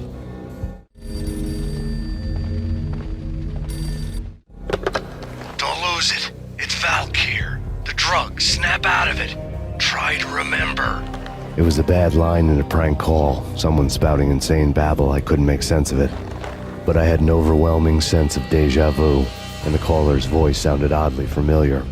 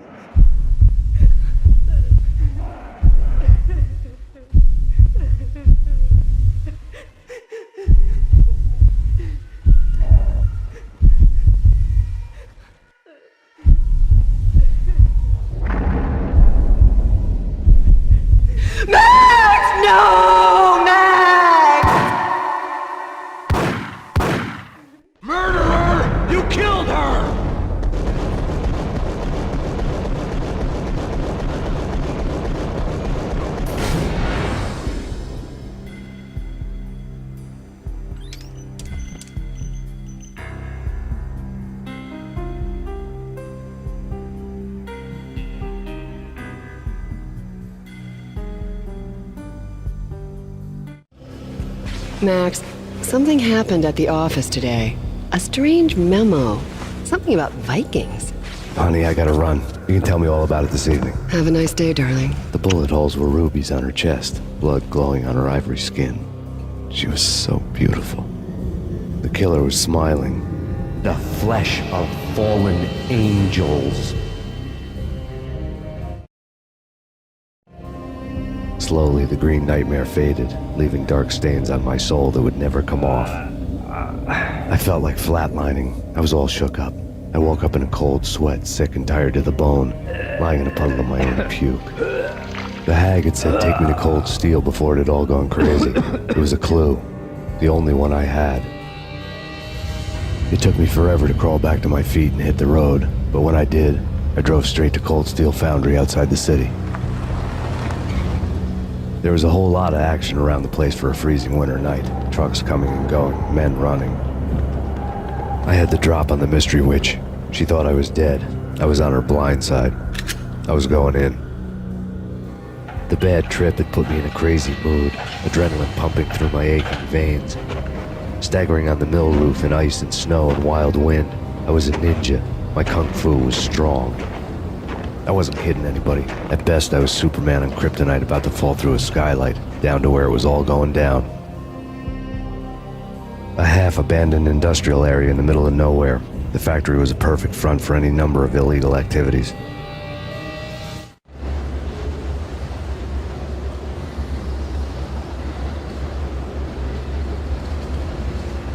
In the belly of the plant, molten metal boiled and bubbled like a witch's brew.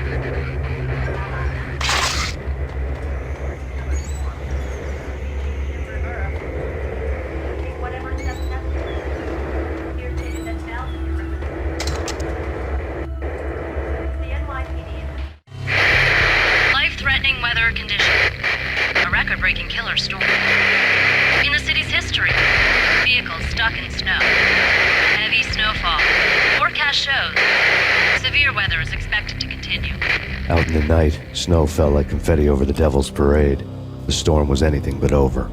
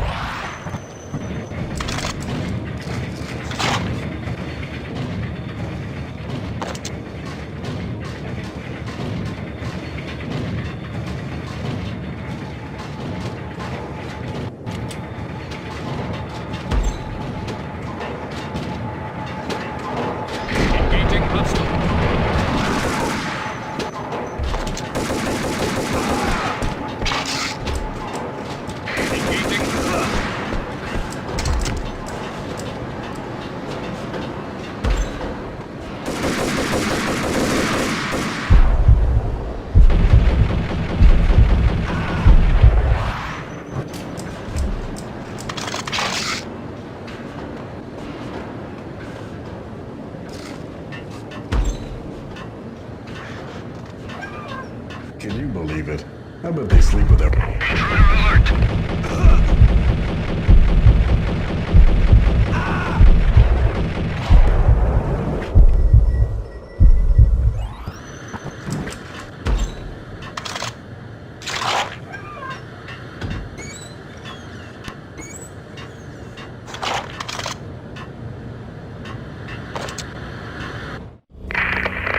Perimeter breached.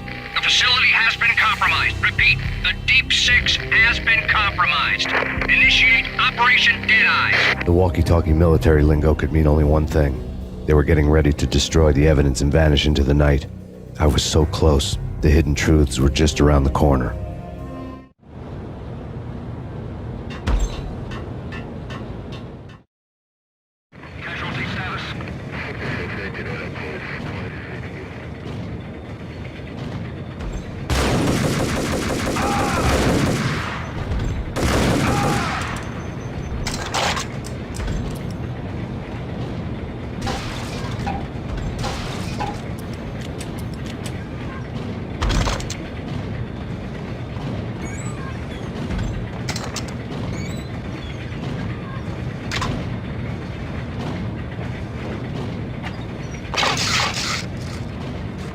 The folder on the table told a grim tale.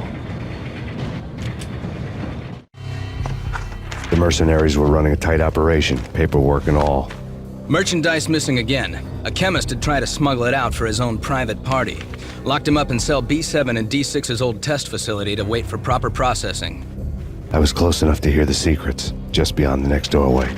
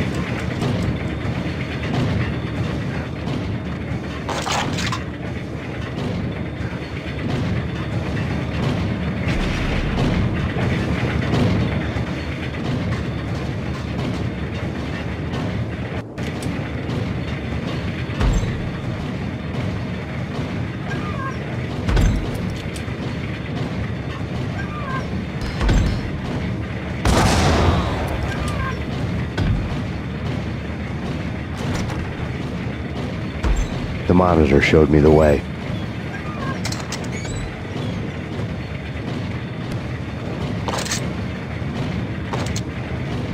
Processing diagrams filled the control room screens, all but one. An elevator titled D6 on one of the screens, somewhere onwards, past rows of ovens, in the core of the plant.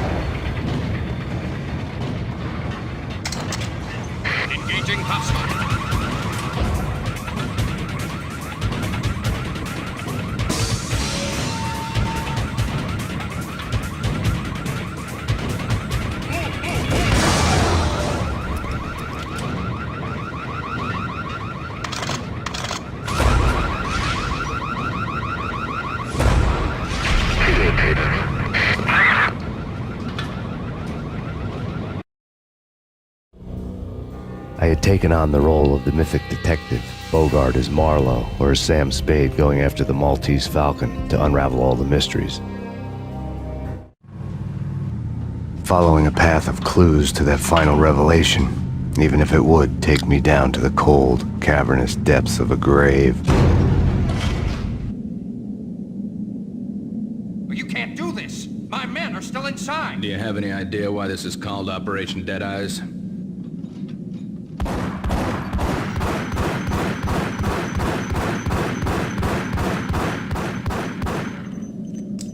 I think he's dead already. Let's do it.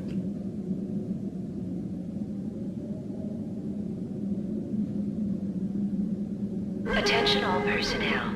The self-destruction sequence has been initiated. Evacuate the complex immediately. Repeat, We've got company. The self-destruction sequence has been initiated. Proceed to the nearest exit immediately.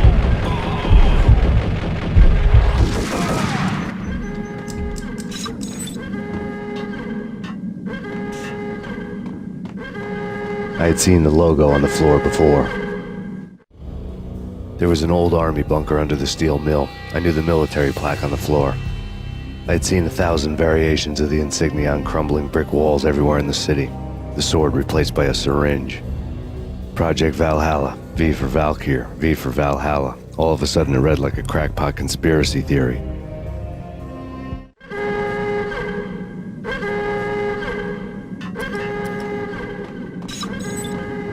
Abort! Abort! The self-destruction sequence is...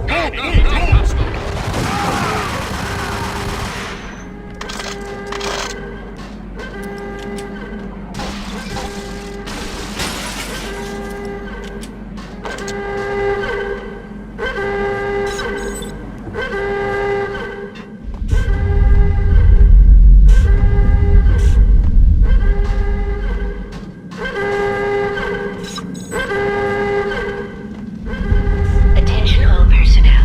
The self-destruction sequence has been initiated. Proceed to the nearest exit immediately. Like everything else in the Valkyr case, the door code was a mystery to me.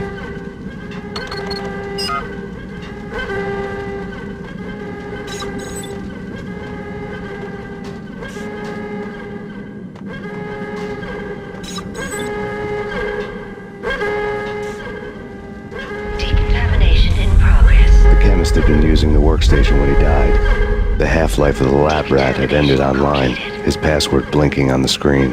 665, the neighbor of the beast.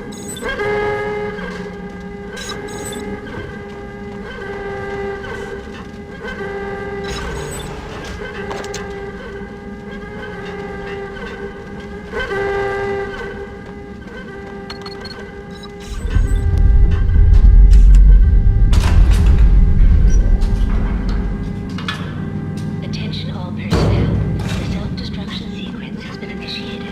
Proceed to the nearest exit immediately. Hey! In here! Hey! Get me out! Thanks. I thought I was gonna die in there for sure. I need you to get me through the decontamination chamber airlock. You're crazy! No way! The place is blowing up, for Christ's sakes! Either that or back to the cell. Your choice. Okay, I'll do it. I'll do it.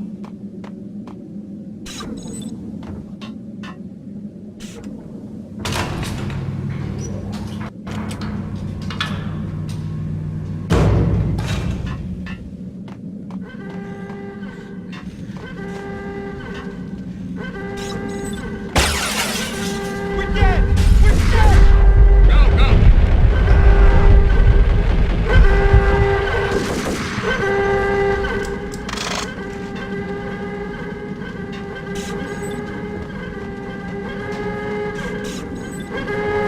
Attention all personnel. Decontamination in progress has been initiated. Proceed to the nearest exit immediately. Decontamination complete.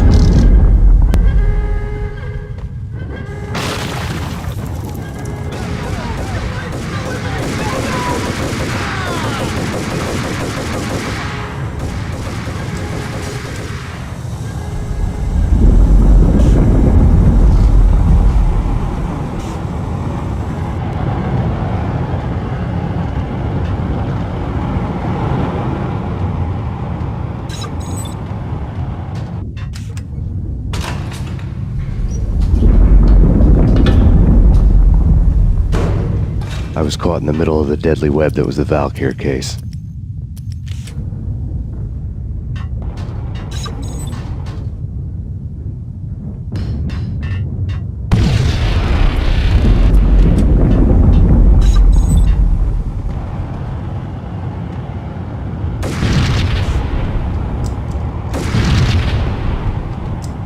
One of the lab terminals had the project logo on the screen.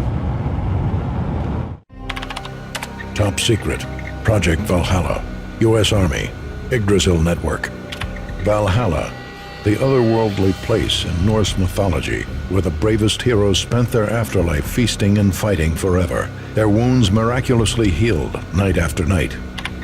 Valkyr, the maidens who chose the most courageous Viking warriors and carried them to Valhalla. 1991. The research objective is to create a chemical substance to enhance the stamina and morale of infantry troops. 1995. Results unsatisfactory. Project cancelled. Someone had decided to continue the sick experiment unauthorized. Project compromised. Data leak. Fix the damage by any means necessary. Security clearance red. Authorized by the project lead. Field test. Double the dosage for all the remaining test subjects. Observe and record the subject's behavior in an urban setting. The drop-off point was my old address in New Jersey. The file dated 3 years ago. Just when you thought you had reached the deepest depths of horror, it suddenly got worse. How to turn off that small voice inside your head that started to whisper that you should be glad that now, if not before, your revenge was justifiable on any conceivable moral scale. That small voice proved, beyond any doubt, that I was damned. The dagger-heeled woman had come and gone a long time ago. There was nothing more for me here. The bunker's name was acting as a self-fulfilling prophecy.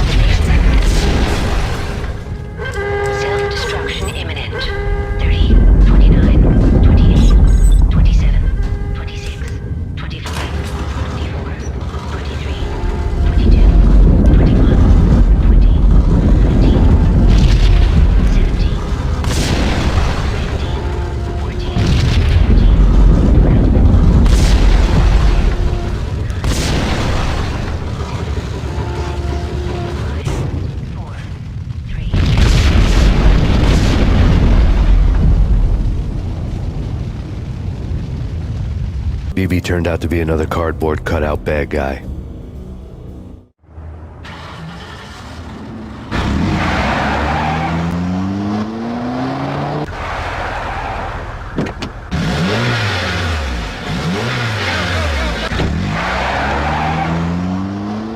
A bad cop on the take, a cowardly right-hand man fleeing from the scene, leaving his paid thugs to do his dirty work.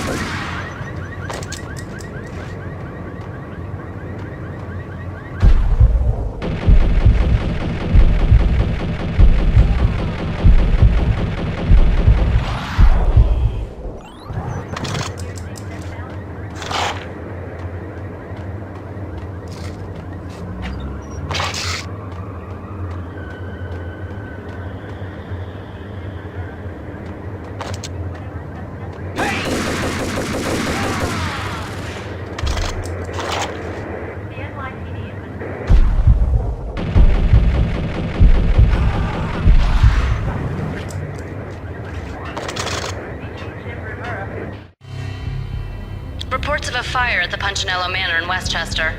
The manor is the home of Angelo Punchinello, the alleged head of the Punchinello crime family. The police are now saying, contrary to their earlier statements, that Max Payne is still alive and at large.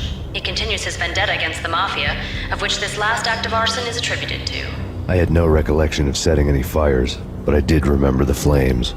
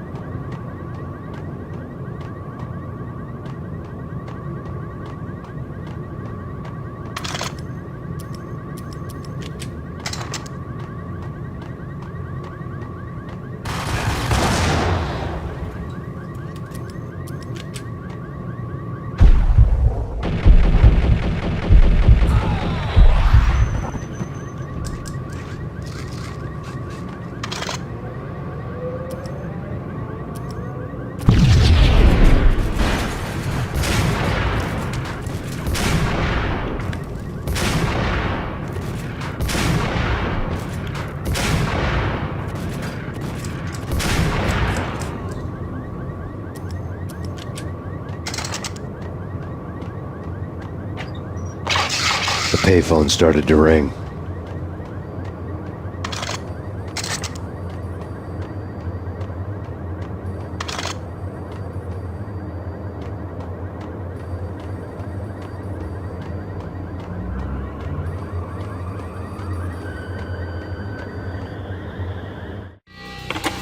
Yeah.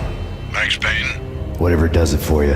This is Alfred Woden. I can give you the name of your enemy. Come to the Asgard building presently. We are expecting you.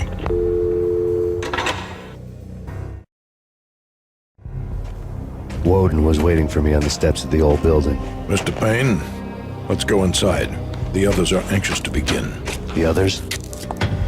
Despite the general misconception, this building actually predates the City Hall by 2 years, thus being the oldest municipal building still in use here at the foot of the Brooklyn Bridge. No kidding. The old man played tour guide as he led me through a dark, domed hall. The answers I was after loomed large ahead. Mr. Payne, I would like to introduce you to my colleagues in what we call the Inner Circle. You've been watching too much X-Files. You have seen the files on Project Valhalla. We can fill the gaps, provide you with the information missing from those files. We were all involved in the early stages of the project during the Gulf War. What's the catch? We would very much like to blow this thing wide open, but our hands are tied. Her name is Nicole Horn. She was the key figure in Project Valhalla. When the funding was discontinued, she simply refused to quit. She knew exactly what she had in her hands. Nicole Horn is the president of Acer Corporation. She has more than half the city in her pocket. This must be kept under wraps. If you try to go public with this, we will deny any knowledge. We need you to take her out. Afterwards, we can protect you. Make all the charges go away. That was the cue for the killer suits to kick in the doors and swarm inside.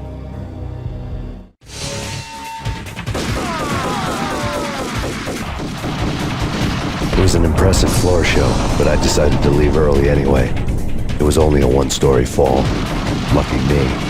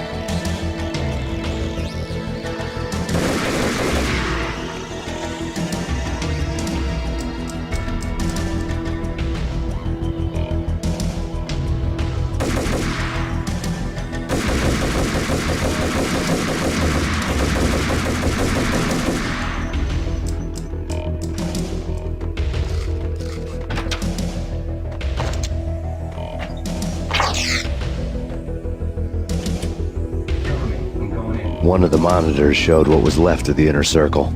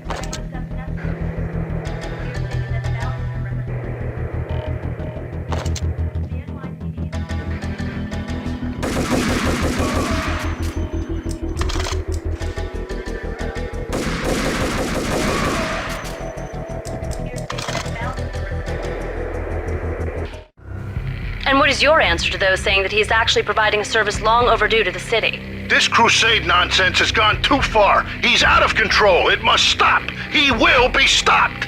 That was Deputy Chief Jim Rivera from the New York City Police Department.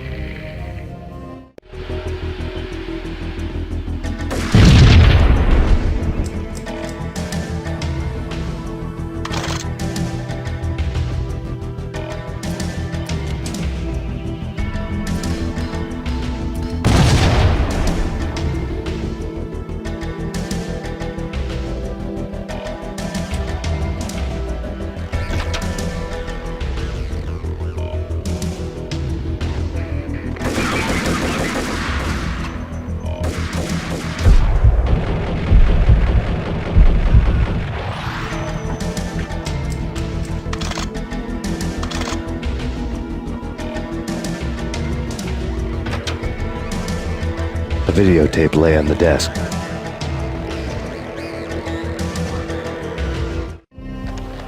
Nicole Horn had blackmailed the inner circle into silence. The tape came with a curt extortion note on a piece of expensive paper. I remembered Candy Dawn taping her clients in action on the side, selling the tapes to the highest bidder. I was sure that kinky sex was nowhere near Alfred Woden's worst sin, but I had a feeling that when this was over, any collateral would come in handy.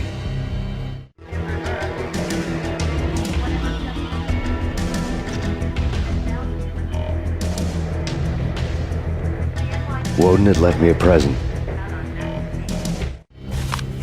Woden had taken care of my mission preps with military precision.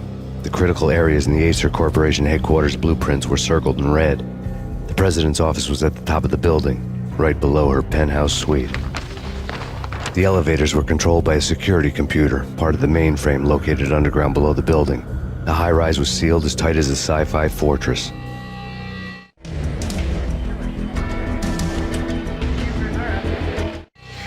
Nothing seems to stop Acer Corporation's phenomenal victory march. Incredibly, the stocks are still rocketing. Worried experts already see a danger in the company's success. Some have gone as far as to say that Acer Corporation is about to become an even bigger monopoly than Microsoft ever was.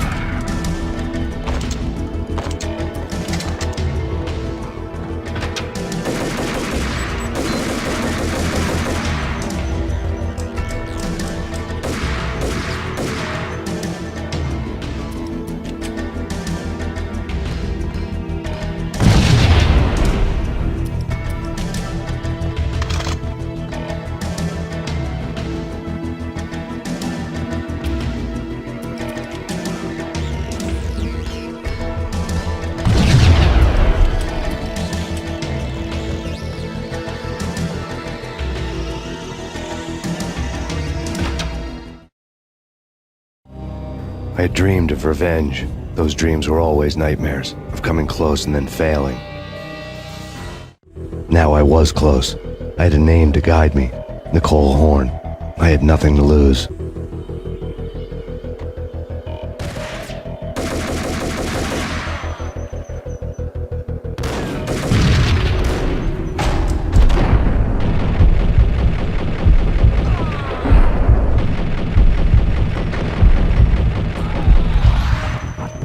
The Inner Circle had quite a track record. Project Valhalla had not been the only thing the Inner Circle had been involved in. There were rows of cabinets full of files. The Serpentine Secret Society went back a long way, always pulling strings from the shadows. I couldn't say I was sorry. Woden's move in some Byzantine power game had cut the Circle's membership roster to 1. The old man wanted me on cleanup duty. It was my mess too.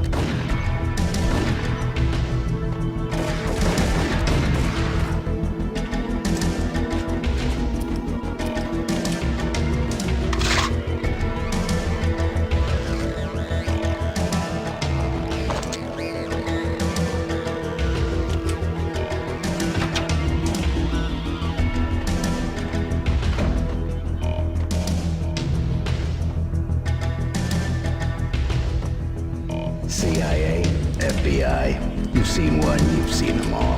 Sure, good for a practice run. But this, engaging hostile.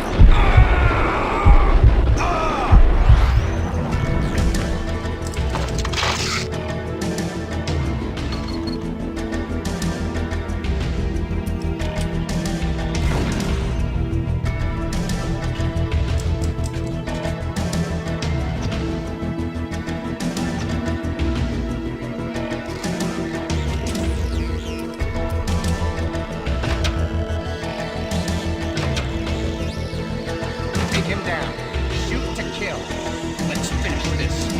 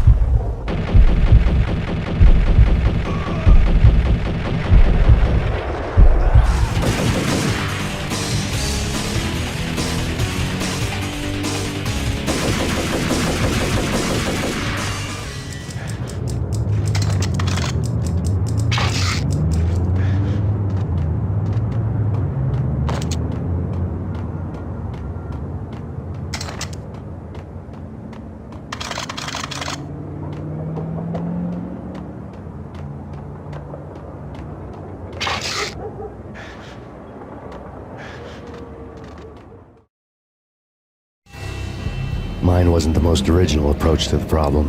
It wasn't as if it hadn't all been done before. An eye for an eye, the first principle of revenge. Old as dirt, still going strong. The cardinal rule in going after someone with an intention to kill was not to make it personal, which it almost always ended up being anyway. It did with me. I took my time, cruising around the city in the snow. There was no hurry. I knew what I had to do now. I took my time, thinking about it, building up the rage. When I was ready, I parked the stolen wheels at the front entrance of the Acer Corporation headquarters. Got out, got in, got cracking. I had a bullet with Nicole Horn's name on it. I had 10,000 bullets with the Hag's name on them. She had ultra-high-tech security systems, enough mercenaries and weaponry to start World War III. There was no fear.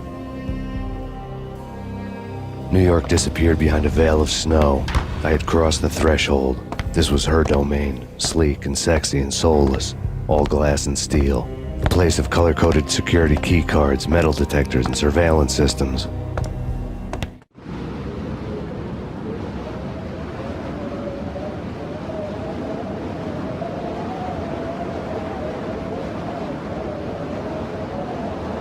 Colder than a walk-in fridge. Cold as a gun.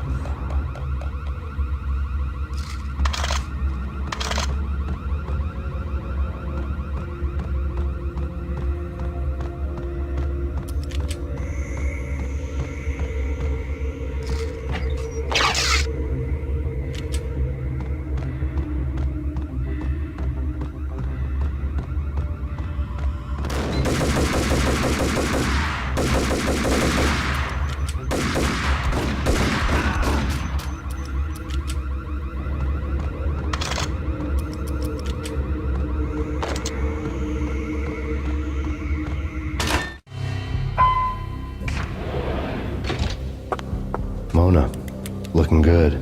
Max, we gotta stop meeting like this. It will be a cold day in hell before I let a narc cop stop me. Miss Sachs, do your job. Relax, Max. You're a nice guy. I don't kill nice guys. You're not bad yourself. It was different when Horn wanted Punchinello dead. To cut her ties to the Mafia. He deserved to die. The same goes with her. She's the bad guy here. Her sister was whispering to her in my favor. I knew the appetites of ghosts intimately. They hungered for revenge. No! A gunshot boomed and she fell down in slow motion. She was a nice girl, not really a stone-cold killer. And now she was stone-cold dead. Like religious fanatics or loyal samurai, Horn's private army was coming at me. Terminate.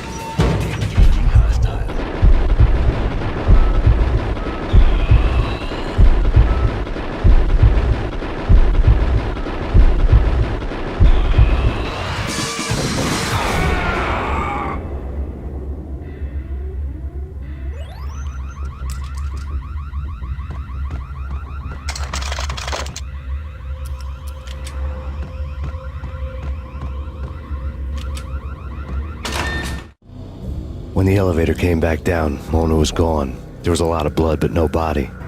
Something clicked for the final time. My mind had never been so clear, as if somewhere high above the storm clouds were already gone, cold stars blazing from the black skies.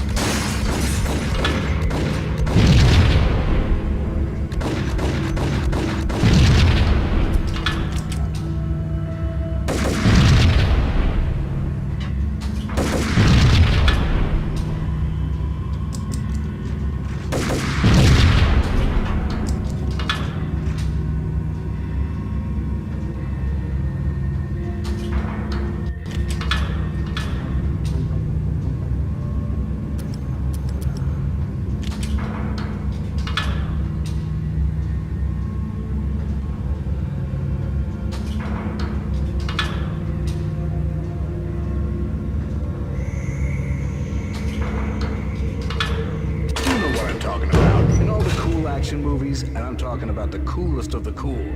It always seems like time slows down. What the hell?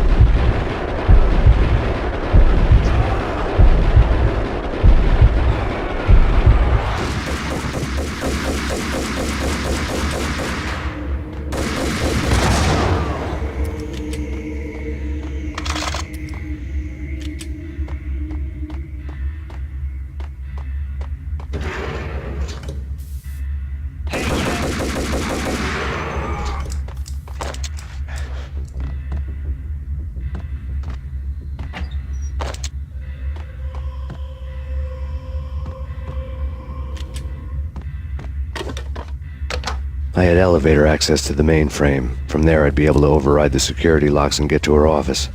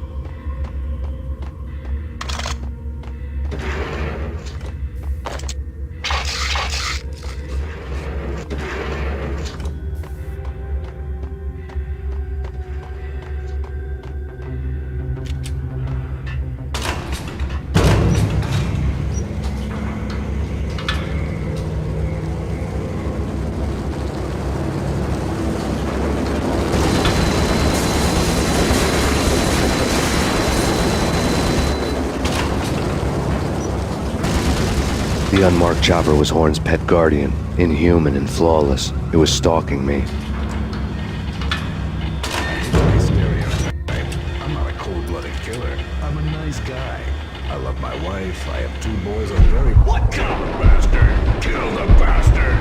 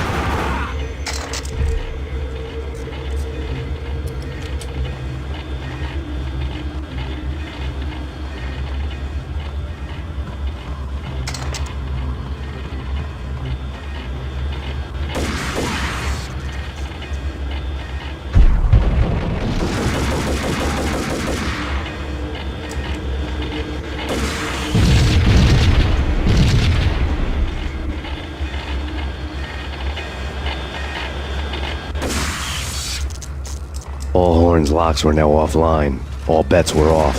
The elevator would take me all the way up.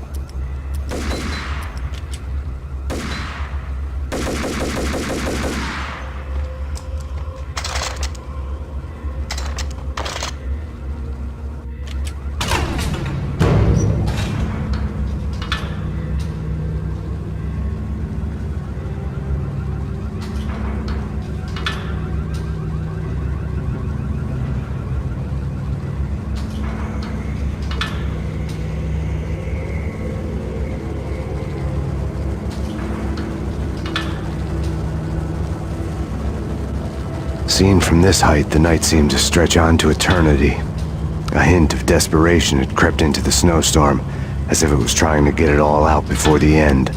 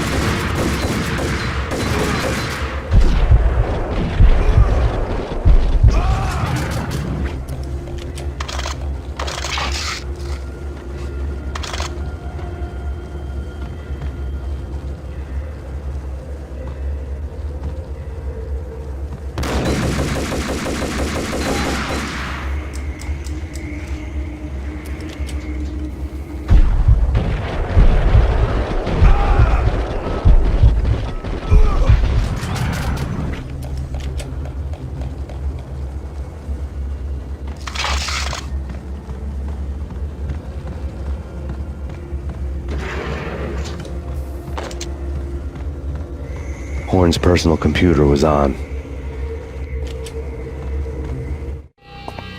Next to the printer was a neat stack of expensive paper.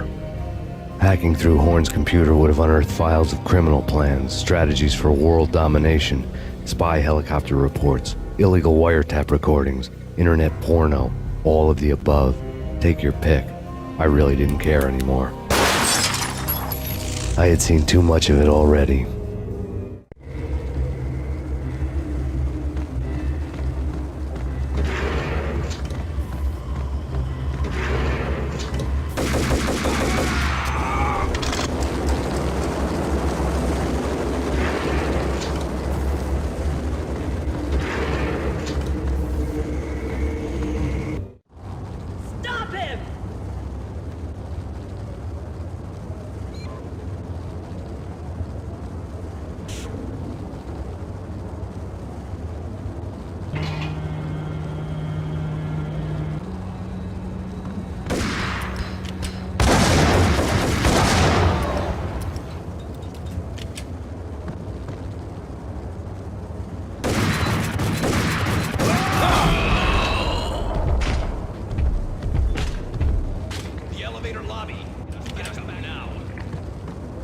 Max Payne, this is futile.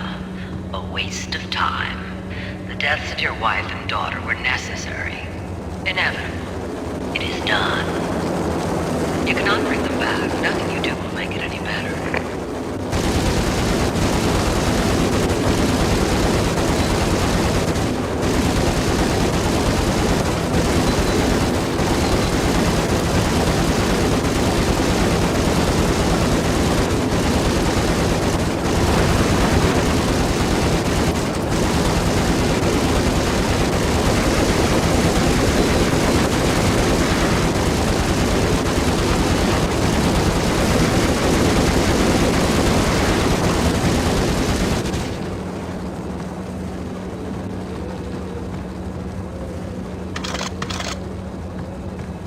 Max Payne, you are fighting a losing battle.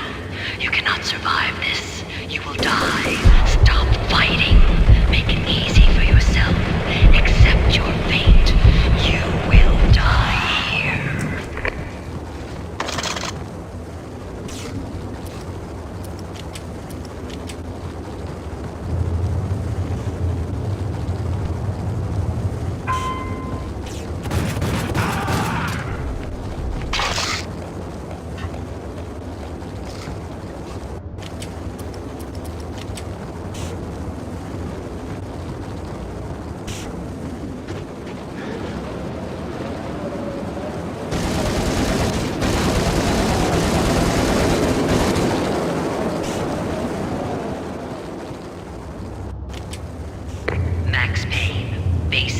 You are up against an unbeatable force. You have already lost.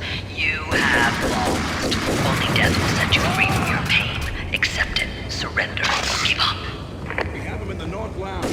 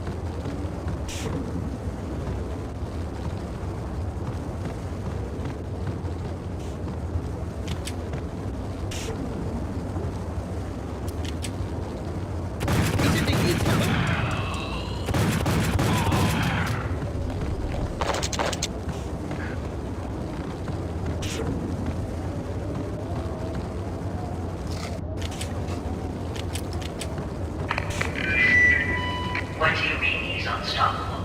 You are superior to him in every way that counts. You are better trained, better equipped. You outnumber him at least 20 to 1. Do your job.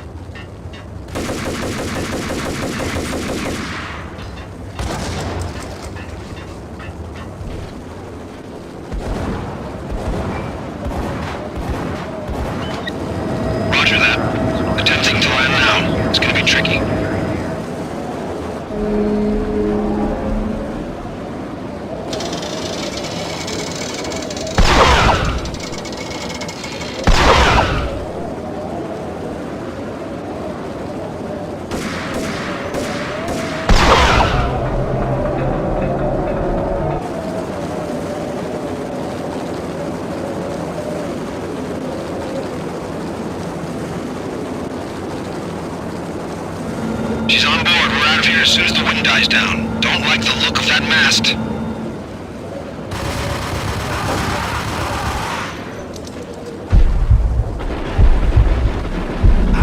Lift off in 1 minute.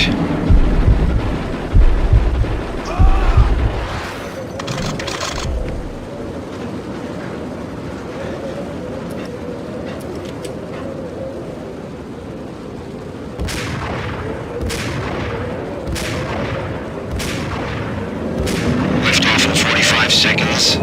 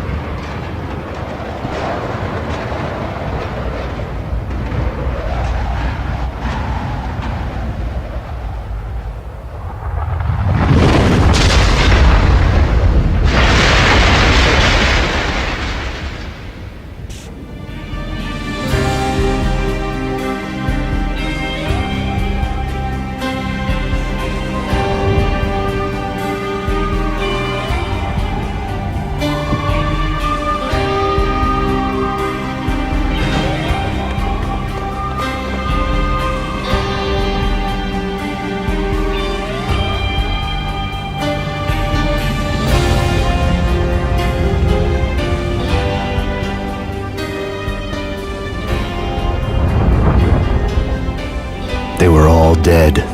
The final gunshot was an exclamation mark to everything that had led to this point. I released my finger from the trigger. And then it was all over. The storm seemed to lose its frenzy. The ragged clouds gave way to the stars above. Max Payne, this is Deputy Chief Jim Bravura from the NYPD. We've got the building surrounded. Throw down your weapons and lie down with your hands behind your head. A bit closer to heaven.